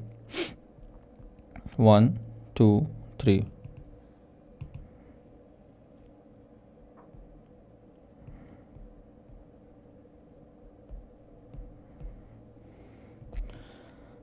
See, with the help of 1 year and 2-year bond, you cannot calculate 3 years forward rate. You need a 3-year bond for that. So this is the bond. 13.50 is the coupon and 10,035 is the market price. So once you invest in the bond, you will get 13 50 rupees, 13.50% on the face value as a cash flow every year. And can I write it 11,350 here? Because 10,000 will be the redemption value and 1350 will be the interest. The logic is very simple, sir. This should be the price and this should be the price of the discounted cash flows. So these cash flows should result into 10,035 when discounted. We know that what we have to earn in the first year. So we have a forward rate to discount this one. We have the forward rate to discount this one also. And then with the help of this, we are going to calculate 11,350, the forward rate for the third year. So the first cash flow will be discounted with 12.40%. This cash flow again will be discounted by 1 year with 13.95%. And from this point to this point, it will be discounted with 12.40%. And this cash flow will be discounted with F3 for the third year to take it to bring it to second year end. And this will be discounted with 13.95% to bring it to first year end, and then 12.40%. And the total of all this should be 10,035. We have everything in this equation except for the F3 and we can easily calculate that. Now, if you will remember, we had already solved such type of question. The only difference was the forward rates was already given to us and we had to find out the present value. I told you that in the previous questions, I told you I think it was in portfolio or security valuation, I told you that if the yields are spot yields, then you are going to use the same rate for both the years. If it is forward yield, then different rates for every year will be used. I hope you remember that formula. Let's create a formula. Market price is equal to cash flow for first year divided by 1 plus F1. Cash flow for second year divided by 1 plus F1 into 1 plus F2 plus cash flow for third year divided by 1 plus F1, 1 plus F2 and 1 plus F3. So when you discount this cash flow by F3, it comes to the second year end. Then with this, it comes to the first year end. And then with this, it comes to the 0th point. So all the cash flows has to be taken to the 0th point. 10,035. 1350. 1.1240. 1350. 1.1240 into 1.1395. And 11,350, 1.1240 into 1.1395 into 1 plus F3.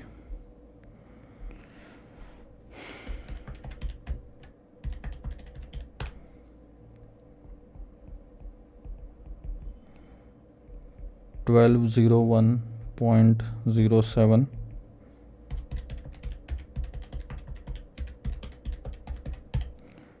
$1,054.03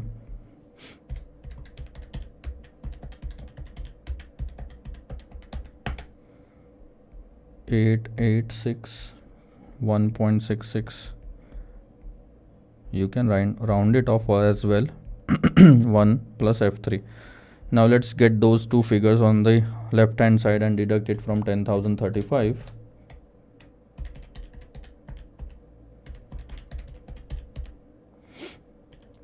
$7,779.9.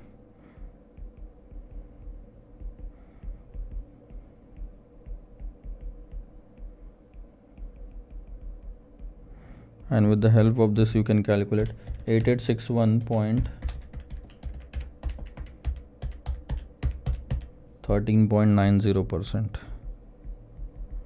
See, you have the third year rate ready with you. 13.90% should be the return for the third year because you are getting this cash flow.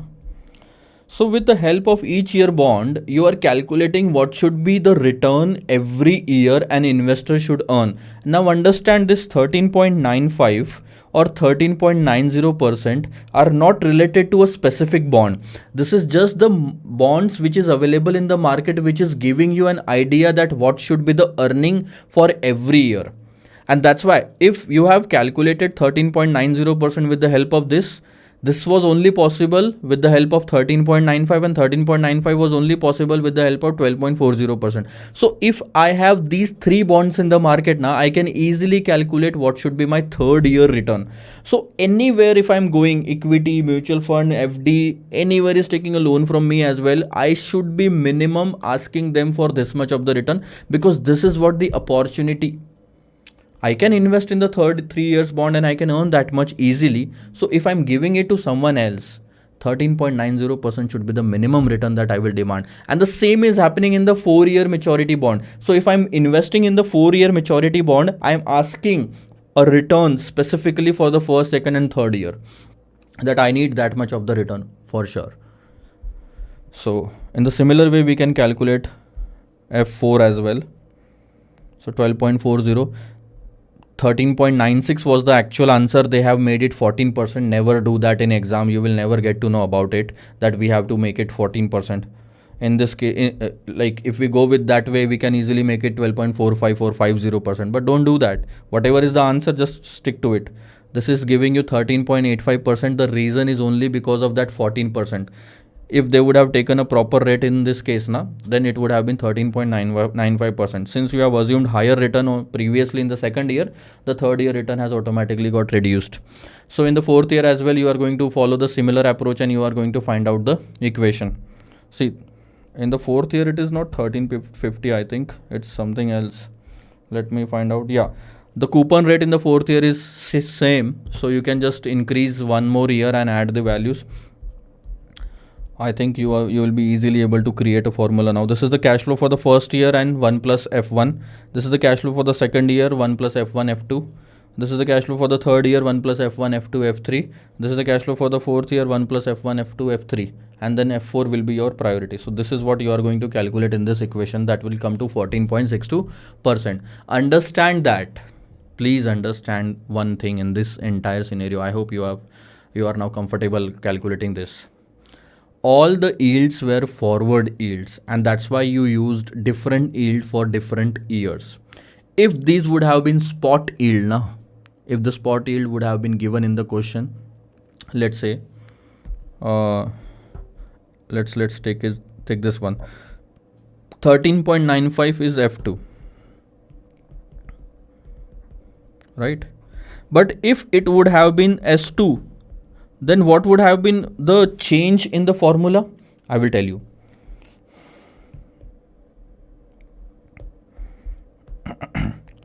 If 13.95 would have been S2, then forward rate, the discounting rate for the first year in this case also would have been 13.95. You would have written 13.95 in this case as well, instead of 12.40, because S2 means spot yield. Spot means for all the 2 years the rate is 13.95%. Right now 13.95 is F2, forward yield, only for the second year, and spot yield means for both the years. So that's what the difference is. So if it would have been spot yield, the denominator in this case would have been 1.1395 multiplied by 1.1395. So that would have been 1.1395 square. Then it would have been what is this rate? 1390. So 1.1390 cube. In that way, if these would have been the spot yields. Because it is forward yield, you can use it just for 1 year, not for both the years. So this is how you have to calculate the fourth year as well, and the same is the approach in the question number 9. 2 year, 3 year, 4 year, again they are doing the same thing. Say cash flow, cash flow, cash flow. 3 year, 1, 2, 3, 4. This is 1 year and 2 year. Present value of future cash flows is the logic. Okay, in order to calculate the present value, discount rates can be two things. It can be spot yields. If the spot yields are given to you in the question, for all the years these rates will be applicable. But if it is forward yield, then in that case the forward rate for second year will only be applicable for second year, not the first, not the third, nothing else. Okay sir, with this we finish our calculation of the forward rates. I hope you understood the logic. How to calculate theoretical forward rate, we have discussed all these till question number 9. And now in question number 10 also, like from question number 10 to question number 13, forward rate agreement is there.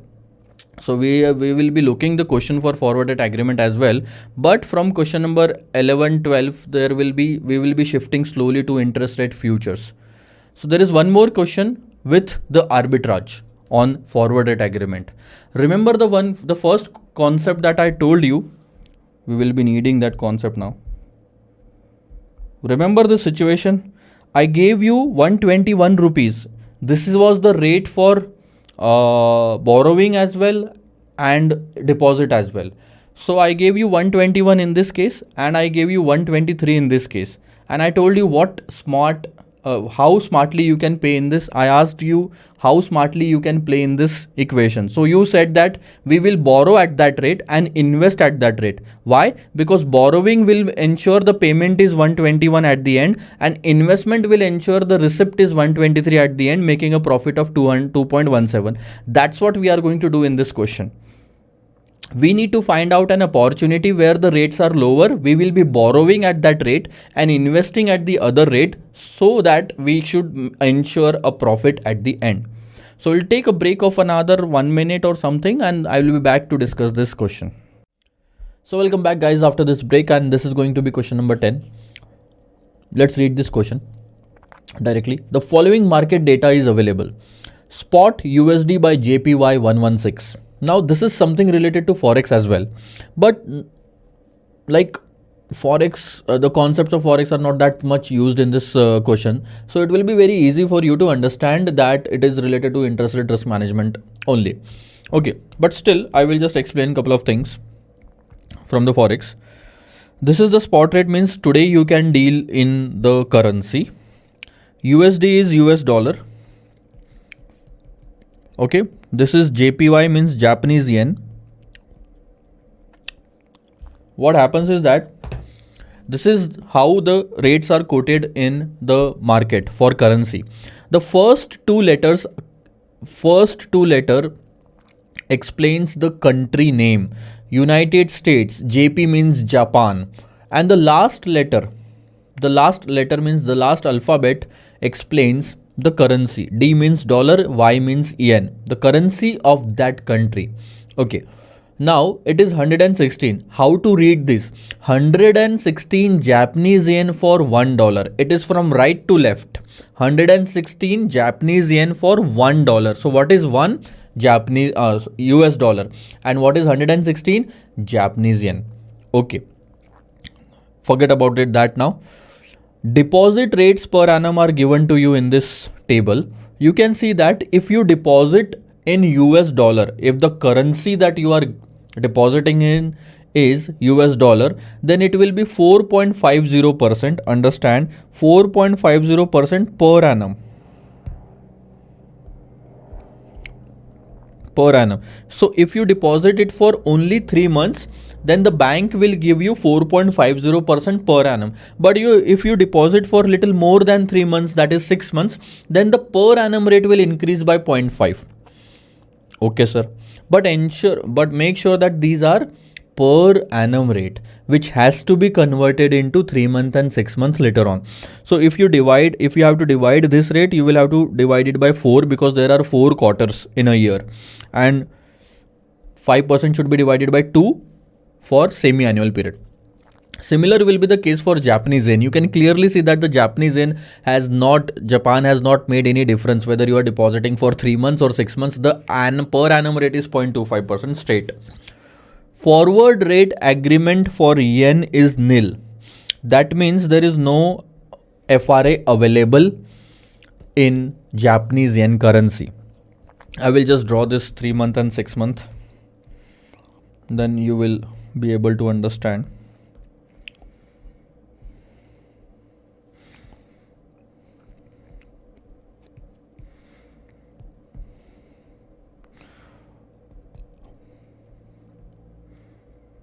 this is 3 month, and this is 6 month.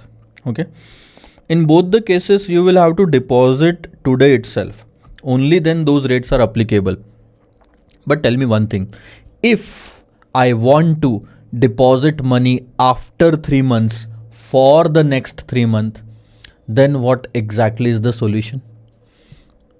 This and this both asks for deposit of the money today for the same period. But if I want to deposit the money after 3 months for 3 months, then you will have to use FRA, the FRA, which will be quoted here at 0th time.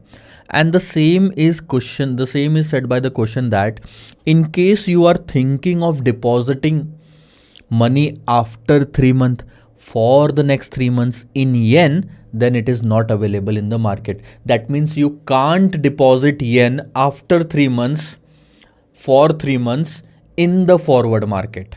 You will have to wait for the 3 months to get over to know the spot rate on that date, and whatever the spot rates are, you have to invest in that if you really want to.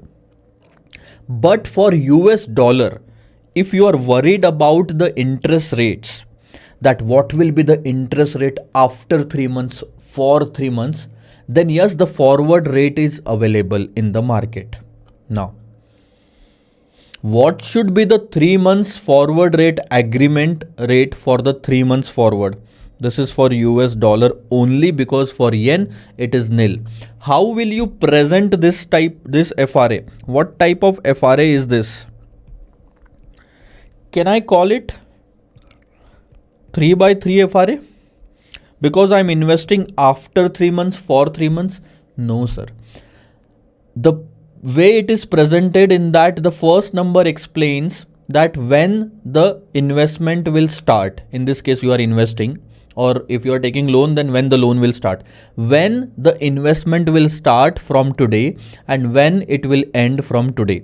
So this is right that if you are going to start the investment 3 months from today, but it will end 6 months from today. So this is going to be 3/6 FRA. Are you okay with this now? This is going to be 3/6 FRA. After 3 months, you will start the investment. After 6 months, you will end the investment. The investment will get over. Just a second.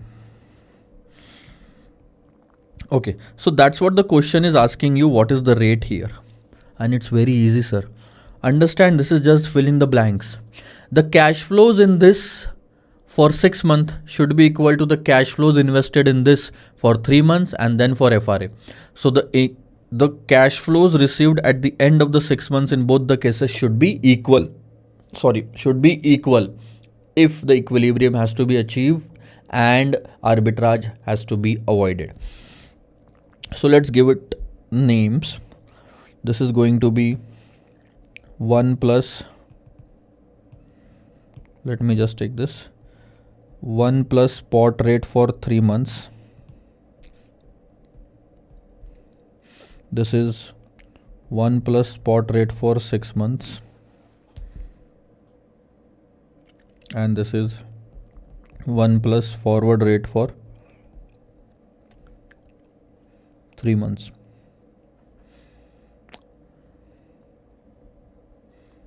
Or we can simply say forward rate. So this multiplied by this should be equal to this. Understand now that the rates are given on per annum basis. So this rate has to be taken for 3 months, this rate has to be taken for 6 months, and this rate has to be taken for 3 months. After that, you can convert all the rates. So the equation will be, for the first part, can I write it like this? 1 plus S 6 month should be equal to 1 plus S 3 months multiplied by 1 plus F 3 months. Write it 3 months because we will know, this way we will know that the rate is 3 for 3 months. So on both the side, the period to be covered should be equal. On this side, one rate covers the entire 6 months, and on this side, this is covering 3 months and this is also covering 3 months. So if we have to divide per annum rate, understand that this rate has to be divided by 2 per annum rate has to be converted into 6 months, right? So it has to be divided by 2, but these rates has to be divided by 4. These rates has to be divided by 4. So what was the 6-month rate in United States or USD currency? It was 5%. So 1 plus, understand, 0.05 divided by 2, because 5% was for per annum and we need for 6 month. Then 1 plus 0.045 divided by 4. Why 4? Because we want it for 3 months only. And then 1 plus forward rate divided by 4. Now I am not writing F is equal to 3 months because this is per annum rate. When divided by 4, it comes to F for 3 months.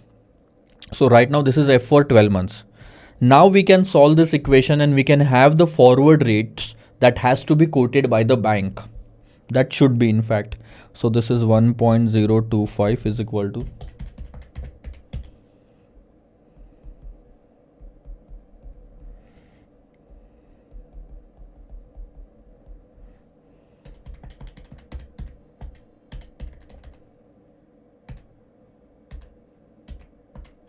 So if you solve this equation, the forward rate will be 5.44% per annum. So it should be like this. The rates given to you are 5% in this case, 4.5% in this case, and 5.44% in this case. All those rates are per annum. You have to convert it in the respective period in order to find out the cash flows. So divide it by 4, calculate, invest 100 rupees and find out the cash flow here. Divide it this rate by 2 and invest 100 rupees, find out the cash flow here. Both will be equal, and that's what the forward rate should be. Question is asking you what should be 3 months rate for the 3 months forward. So that's 5.44%. This 5% was multiplied by 6 by 12, that means converted into half year. This was converted into a quarter, that means divided by 4. Okay, sir. Now, the second part has no relevance with the first part. So forget about the entire part and just focus on this, the second part. Arbitrage will be looked into the second part only. The 6 and 12 months LIBOR are 5% and 6.5% respectively. Okay, let's start it again.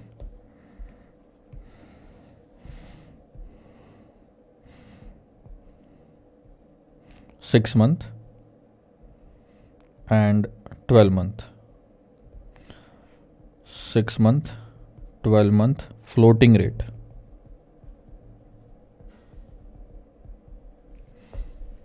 And these are spot rates, means it is given today.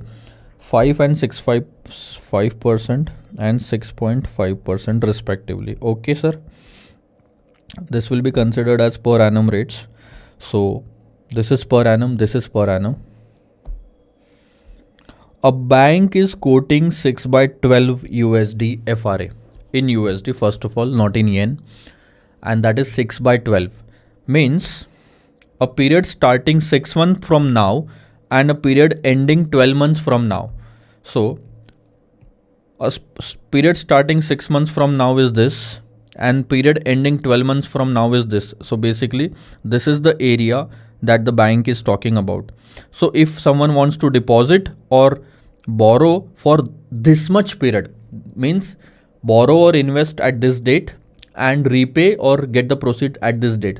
So if someone wants to just invest or borrow for this much of the period, then the bank has already quoted a rate. You can fix the rate today for doing the transactions after 6 months for 6 months. Okay. And the rates are 6.5 and 6.75. This is what you have to learn. There is no single rate given to you. There are two different rates, and that is what more practical is. I told you in the first concept that I will just go to this place. Remember this area, this particular example. I told you to assume that all this 10% can be used for the borrowing as well, for the deposit as well. This 9% can also be used for the borrowing and deposit as well. But in practical life, this does not happen. Banks are there to earn because of the difference between the borrowing and the deposit rate. The operations of the banks are like this: borrow at a lower rate, and deposit means give loan to the people at a higher rate. So the difference between the two rate is the bank's earning. If they don't keep any difference in the borrowing and deposit rate, what exactly the bank will earn? The bank has to earn, and that's why the bank keeps the difference between the borrowing and deposit rate. Now understand, bank always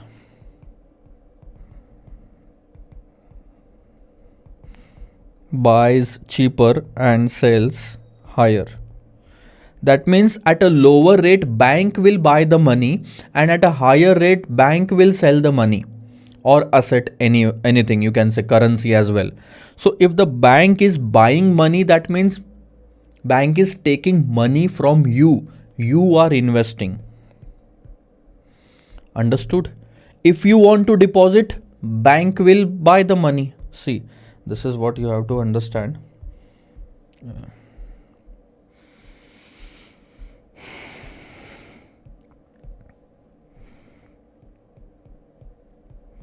I want to deposit. This can be the situation, or you want to borrow. Either you would want to deposit money or you would want to borrow money. If you will deposit, that means you are giving money. Basically speaking, you are selling money. And if you want to borrow, that means you are buying money. Now understand, at the start of the interest rate risk management chapter itself, I told you, borrowing means taking a loan or buying money. Investing means selling money, right? So if you are selling money, bank is buying it from you. If you are the seller, bank is the buyer.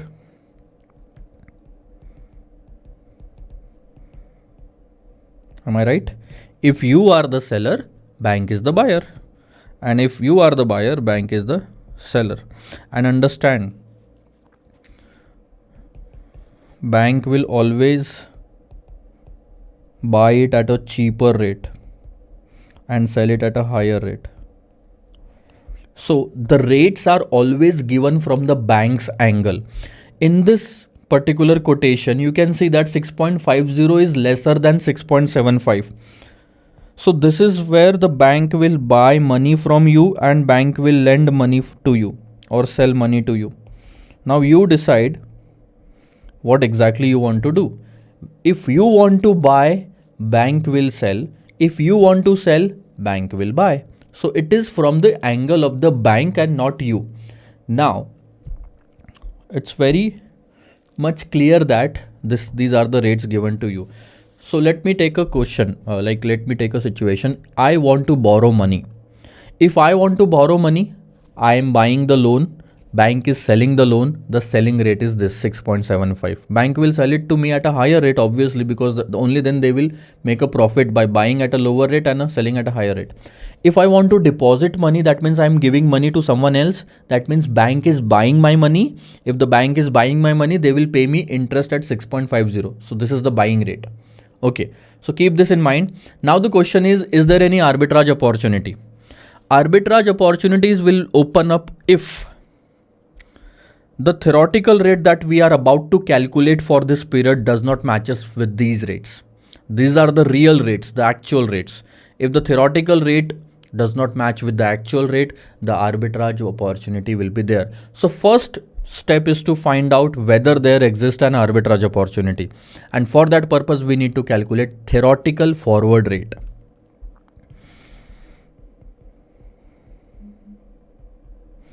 Theoretical forward rate. So let's take it this way. This is the spot rate for 6 months. Do you agree? This is the spot rate for 12 months. Do you agree? And we need to find out the forward rate for 6 months. Simple. So if there exists no arbitrage, then the cash flow invested in this option should be equal to the cash flow invested in this option at the end of the first year. 1 plus spot rate for 6 months multiplied by 1 plus forward rate for 6 months should be equal to 1 plus spot rate for 12 months. This covers 12 months period. This covers 6 and 6 months. Both the sides will have equal period. Therefore, 1 plus spot rate for 6 months, 1 plus forward rate for 6 months should be equal to 1 plus spot rate for 12 months. Okay. Now, so what was the rate for the 6 month? And all the rates were given in per annum. So 5% has to be divided by 2 to convert it into 6 months. But 6.5% should not be divided by anything because it is already 12 months and we need it for 12 months itself. So 1 plus 0.05 divided by 2, I converted that to 6 months. 1 plus forward divided by 2.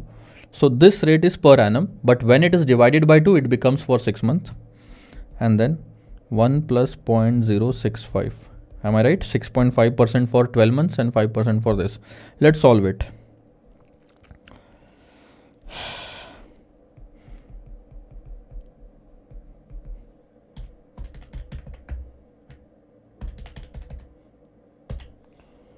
$1.039 and forward rate will be 7.8% per annum. So this should have been the theoretical rate. This should have been the theoretical rate. Now, actual forward rate is less than theoretical forward rate. Do you agree? Because 7.8% is, where is that? 7.8% should have been the rate, and both the rates given here are lesser than the theoretical rate. That means it's better to borrow money, and in order to borrow, you will have to buy, bank will sell, this rate will be applicable. This is how you have to go. I will just explain that to you step by step. Actual forward rate is lesser than theoretical forward rate. That means FRA quoted by bank is undervalued. It's very simple to understand that the rates quoted by the bank are actually lower, and at lower rate it's better to borrow money from the bank because the rates are lower. It means rates are lower, hence borrow from bank, that is buy money, and in order to buy money, bank will sell, and if the bank will sell, the rate applicable is the ask rate. What is the ask rate, sir? It's very simple. The first rate is called as the bid rate. The lower rate in a quotation is called as the bid rate, and the higher rate is called as the ask rate. Ask means selling rate of the bank, which will be higher rate, ask rate. See, now the entire scenario. FRA quoted by the bank is undervalued because our rate is 7.8% and the rate quoted by the bank is lower than 7.8%. Rates are lower, and at lower rate it's better to borrow from the bank. Borrowing from the bank means buying the money, and if we are buying the money, the bank will sell money. If bank is selling the money, the selling rate of the bank is the ask rate, which is nothing but 6.75%. Now understand. Now, according to our answer, we should borrow for this 6 month, right? For this period. And I told you in the very beginning, if we are borrowing in this period, the previous period should also become a borrowing. Because once we borrow at this date, understand, the money should be invested in the other parameter, like other sector available, other options available at spot. At spot only these two options are available. So if you are borrowing, invest here for 1 year. Now what is going to happen? Just imagine from the cash flow point of view. You will borrow here, you will receive cash inflow, there will be a cash inflow, which will become a cash outflow at this point. You will invest in this case. So the net amount is 0.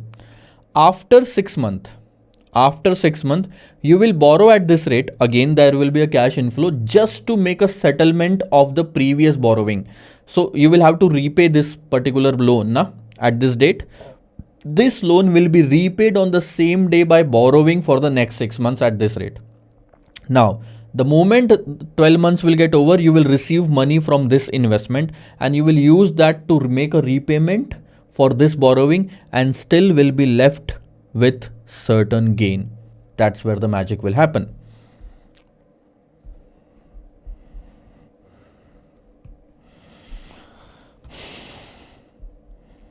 Now, there are three things to do. First, at time 0, borrow for 6 months, then buy FRA by 3/6 FRA. No, it's 6/12 in our question, starting after 6 months FRA, and then invest for 12 months. So understand, you are borrowing for 6 months. You know that after 6 months you will have to make a repayment, and for that repayment you are entering into a new transaction, new contract today, that after 6 months you will borrow money. How much? This much plus interest, because this much plus interest has to be paid after 6 months. The same amount you will borrow on the same date of repayment for another 6 months, and this borrowing will be repaid by the proceeds received from this investment. Let's see what happens.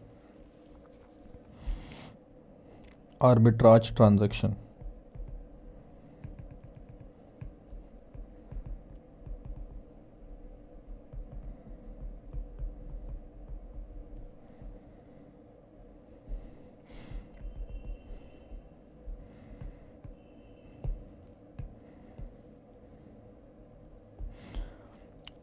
They have not given us the amount to be considered, so we can assume anything.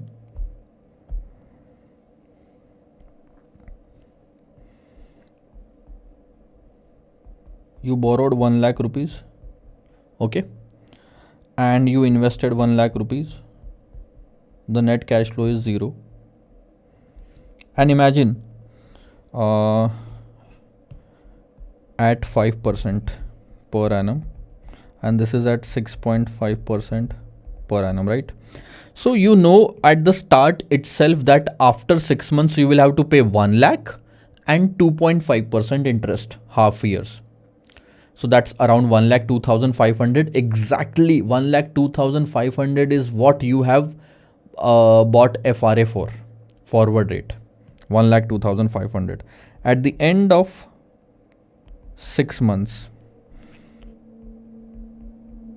borrow under FRA. How much? You agreed, na? At this. So borrow under FRA at 6.75% given by the bank. That's 1,02,500 rupees. You borrowed from the bank for the next 6 months. Repayment of previous borrowing, because that's due now, and that is 1 lakh into 1.025. Do you agree? That's 1,02,500.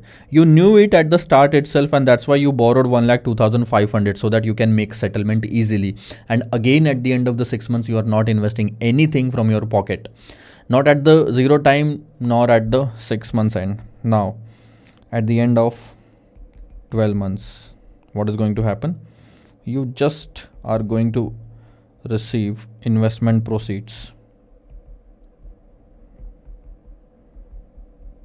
Understand that you have completed this transaction, right? And now you are completing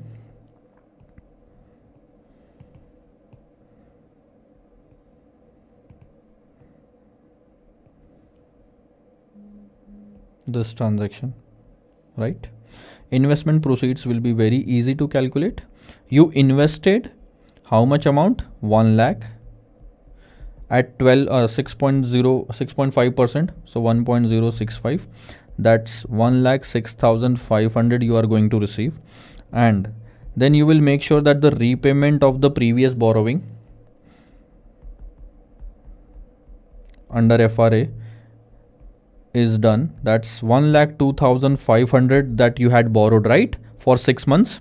So understand, this rate was for per annum, but you borrowed only for 6 months, right? So half of this will be applicable. 1 plus 0.067675 into 6 by 12.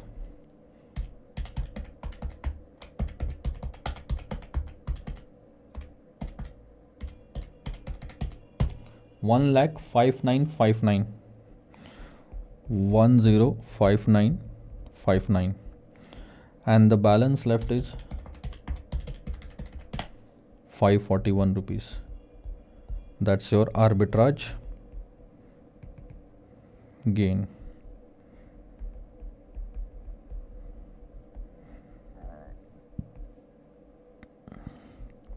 And we have settled the third part also.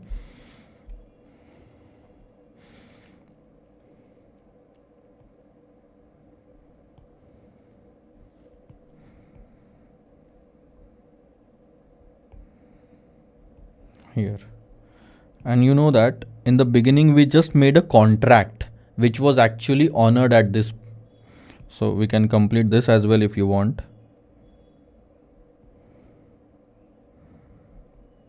That's it. So all the contracts that were opened at a particular point were closed at the other point, and we still have the arbitrage gain. The arbitrage gain is 541 rupees on every 1 lakh rupees of the notional principal amount. And let me tell you one thing, you don't have to pay anything from your pocket. You just make sure that you are doing this transaction on the maximum possible notional principal amount. Maximum possible notional principal amount. So if you make it for 1 crore, just understand the profit will be 54,100. Multiply it by 100, na? Yeah, 54,100. If you make it for 100 crore, again multiplied by 100, that's 554 lakh 10,000 rupees. Just imagine, 100 crores of the transaction has been done, the notional principal value, and the profit will be 54 lakh rupees. 0.54%, I think. Yeah, 0.541% is the gain to you.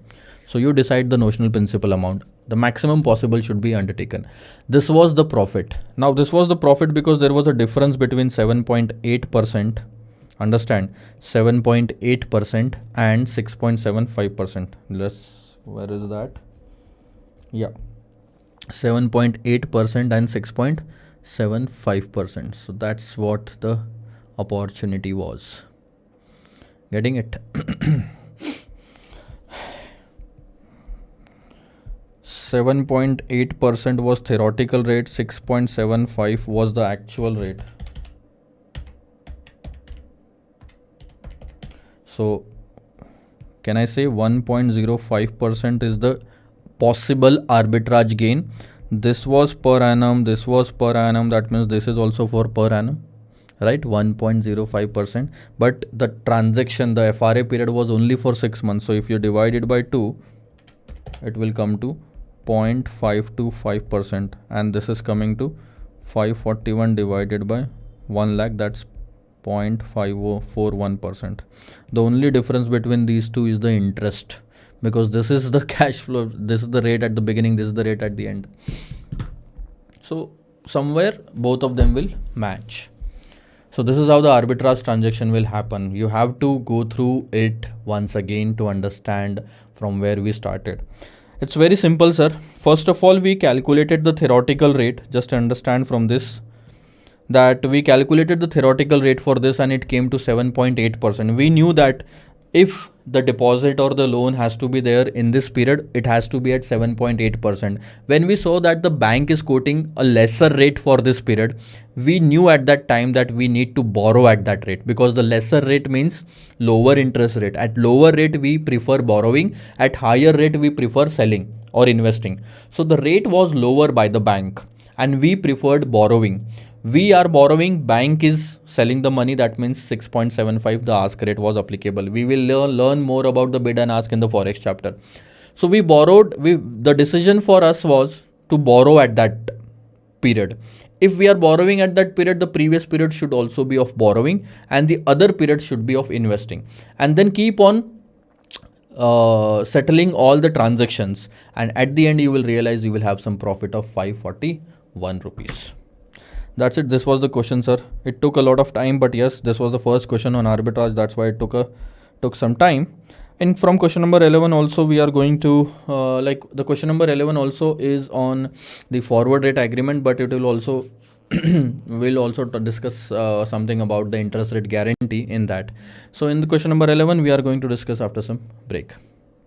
Okay, now let's come to this question number 11. This is going to be an interesting and the last question that we are going to discuss on the forward rate agreement. Obviously there are two more questions on the forward rate agreement, but from the 12th question itself we are going to start with the major focus will be on the interest rate futures. Have a look on this question, sir. Two companies, ABC Limited and XYZ Limited, two companies, approach the DEF bank for FRA. That means they need loan.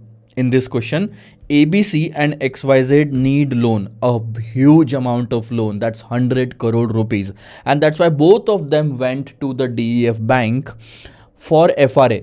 What does that mean?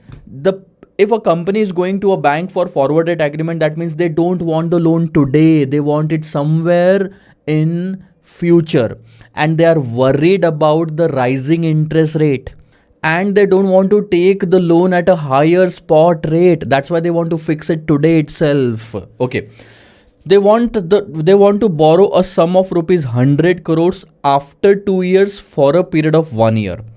This will be clearly called as 2/3 FRA. Why?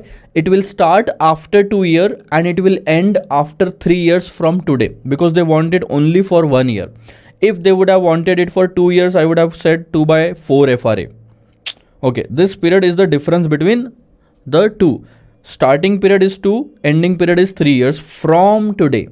Bank has calculated yield curve of both the companies as follows, and you can clearly see that if you analyze the XYZ Limited and ABC Limited for 1 year and 2 year and 3 year. What does that mean? If XYZ Limited takes the loan for 3 years from today, we will charge them 4.48% per year. These are the spot yield curve. Spot. If they take the loan for 2 years from today, we will charge them 4.20%. So these are the yields for 1 year from today, 2 year from today and 3 years from today. But understand that the purpose that these companies want the loan is not fulfilled in any of the case, because we don't want to take the loan today and every loan is starting from today, right? We don't want this. We want a loan for this period only. Start after 2 year, end after 3 year. So the only rates which will be useful to you is this, because this is where we fill the gap. Okay. And the second point that to note is, for the same period, this bank is going to charge a higher rate to ABC Limited than XYZ Limited for the same amount of loan, same period, same duration, but ABC has to pay more interest. Why? Because of the credibility. Some people are there in the market, or some companies are there in the market. What happens is that, let's say for example, this is Akshay Kumar and this is Mayank Kothari. Okay. Everyone knows Akshay Kumar. So the credibility of Akshay Kumar is very high. Or let's say this is Ambani. The credibility of that person is very high. So if that person goes to the bank to borrow money, the interest rate will be lower, because bank knows that we are not at risk. Our money of 100 crore that we are giving to them is not at risk. But if Mayank Kothari is going to the bank, nobody knows Mayank Kothari. The bank does not know Mayank Kothari, and they will do some research and all that thing that okay, some company named Conferenza Private Limited is there and they are running so and so and so and so thing. But Mayank Kothari is not that famous, and because of that, the credibility when compared with the Ambani or Akshay Kumar or Adani is very less for Mayank Kothari, and that's why the risk of giving loan to the Mayank Kothari for the same amount for the same period is little higher. Little means very high as compared to Ambani, and that's why higher the risk, higher the rate that the bank will charge to me. That's what is there. The difference in the yield curve is due to lower credit rating of ABC Limited compared to XYZ Limited. Understood? Now let's move ahead. You are required to calculate the rate of interest DEF bank would quote under 2/3 FRA starting 2 years from now, ending 3 years from now, using the company's yield information as quoted above. Understand, all the rates are spot rates. That means 4.20%, 4.20%. If you take XYZ Limited, it will be 4.20%. And for the 3 years, it will be 4.48%. It will be easy for us to calculate the forward rate for third year by taking S2 and S3 because that's where the gap is filled. Let's do that.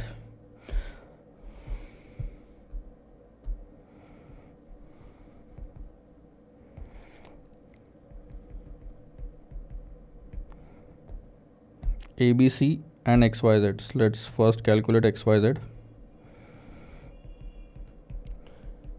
F3 is equal to, can I write it like this? 1 plus S3 to the power 3, 1 plus S2 to the power 2 minus 1.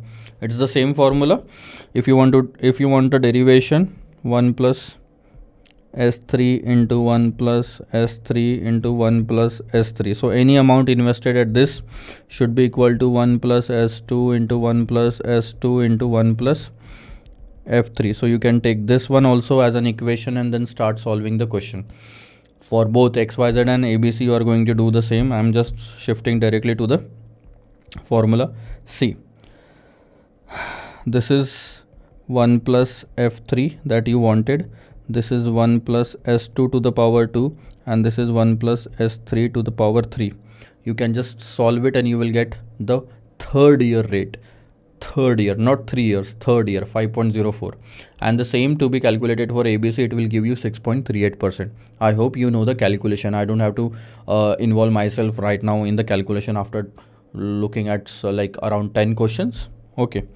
Then the second part is interesting and something to learn about. Have a look. Suppose the bank offers interest rate guarantee for a premium. Now underline the word guarantee. For a premium of 0.1% of the amount of loan. Now you are required to find out the interest payable by XYZ Limited if interest in 2 years turns out to be this. So these are the spot rates after 2 years for 1 year. Now if this would not have been, first of all, this question is only related to XYZ Limited. So forget about ABC Limited. What happened is that you entered into a contract with the bank. XYZ Limited entered into a contract with the bank that the FRA is 5.04%. If this would have been a normal FRA question, compare it with the first one. Then these are the spot rates, 4.5% and 5.5% are the spot rates. What would have happened? Then FRA rate was like this. I will tell you what would have happened. FRA that was fixed by you was 5.04. So in a normal course of FRA transaction, if there is a profit to you, the bank will pay you, and if there is a loss, you will pay to the bank. In this case, you can clearly see that there is a loss to you because you could have borrowed the money from the bank at this rate. Now you have to do it at this rate. So FRA settlement will be 0.54% and that's a loss to you. So this is a loss in FRA. And in this case, there is a profit to you of 0.46% because you could have borrowed at 5.5, but now you can get it at 5.04. So at a lesser rate. So this is the loss for the settlement of FRA, and actual borrowing rate to you will be the spot rate in the market. Isn't it? In reality, you are going to borrow at the spot rate itself. So this is going to be the outflow that you will pay interest on, and this is going to be the outflow and inflow to the FRA party. If you do the total of this two, it will come to 5.04% itself. So this is going to be fixed. This is fixed now. It's fixed that you are going to anyhow pay 5.04%. But when you take the guarantee, understand, when you take the guarantee and pay the premium, you convert this into option. You convert this FRA into option. That means if you want, you can take the loan at 5.04% or else do not exercise this option. That means you can go to the market and take the loan at a lower rate. For that purpose, you have to pay the premium. Now understand what happens in option. If the market rate is 4.5 and 5.50%, first of all, whether you will exercise the option, you can get the loan in the market at 4.50%. Will you be ready to take the loan at 5.04% in FRA? No, sir. I will not exercise this option. But if the market rate is 5.5%, yes, I will exercise the option. Right? And 5.0, I'm ready to take it at 5.04%. So the borrowing rate, when you do not exercise, is market rate, which is 4.50. But when you exercise, the borrowing rate to you will be 5.04%. This minus the gain, right? But for that purpose, you paid a premium in the very beginning, that was 0.10%. So this way, the total cost to you is 4.60% and 5.14%. Now you can clearly see that your interest cost is not going beyond 5.414, which is the 5.04%, the FRA rate and the guarantee premium. That's it. If there is a possibility to borrow money at a lower rate, it's open to you because you have not exercised the option. This right to exercise and not exercise is taken by you at the very beginning by paying this premium. So the premium that you paid is a permanent expense in the option contract. And after that, it's up to you whether you want to borrow at the spot rate or not. So you can clearly see that when you take the interest rate guarantee, you convert the FRA into option, where you limit your interest payment. The maximum interest payment will be 5.04%. Above that, you don't have to pay that much extra. So in case 4.50% is the rate in the market, you will allow the option to lapse. If you allow the option to lapse, there will be only two outflows: the interest at market rate, which is 4.50 crore, and the premium, which is the cost of the option, permanent, you paid at the beginning. So the total cost will be 4.60 crore, interest to the bank and premium to the option seller. If the rate goes to 5.50, it's better to exercise the option and pay only 5.04%. So you can clearly see that we are not paying 5.5. We are not paying more than 5.04%. Whenever the rate will go beyond 5.04%, we will exercise the option because it's for our benefit that we can borrow at 5.04%, and that for that purpose itself we paid the premium. So premium is a permanent expense in both the cases. You can clearly see that your expense will never go beyond 5.04 and the premium amount, that means 5.14 crore. So you can clearly see it is 5.14 and 4.60 crore. So basically this is a question of option, interest rate option.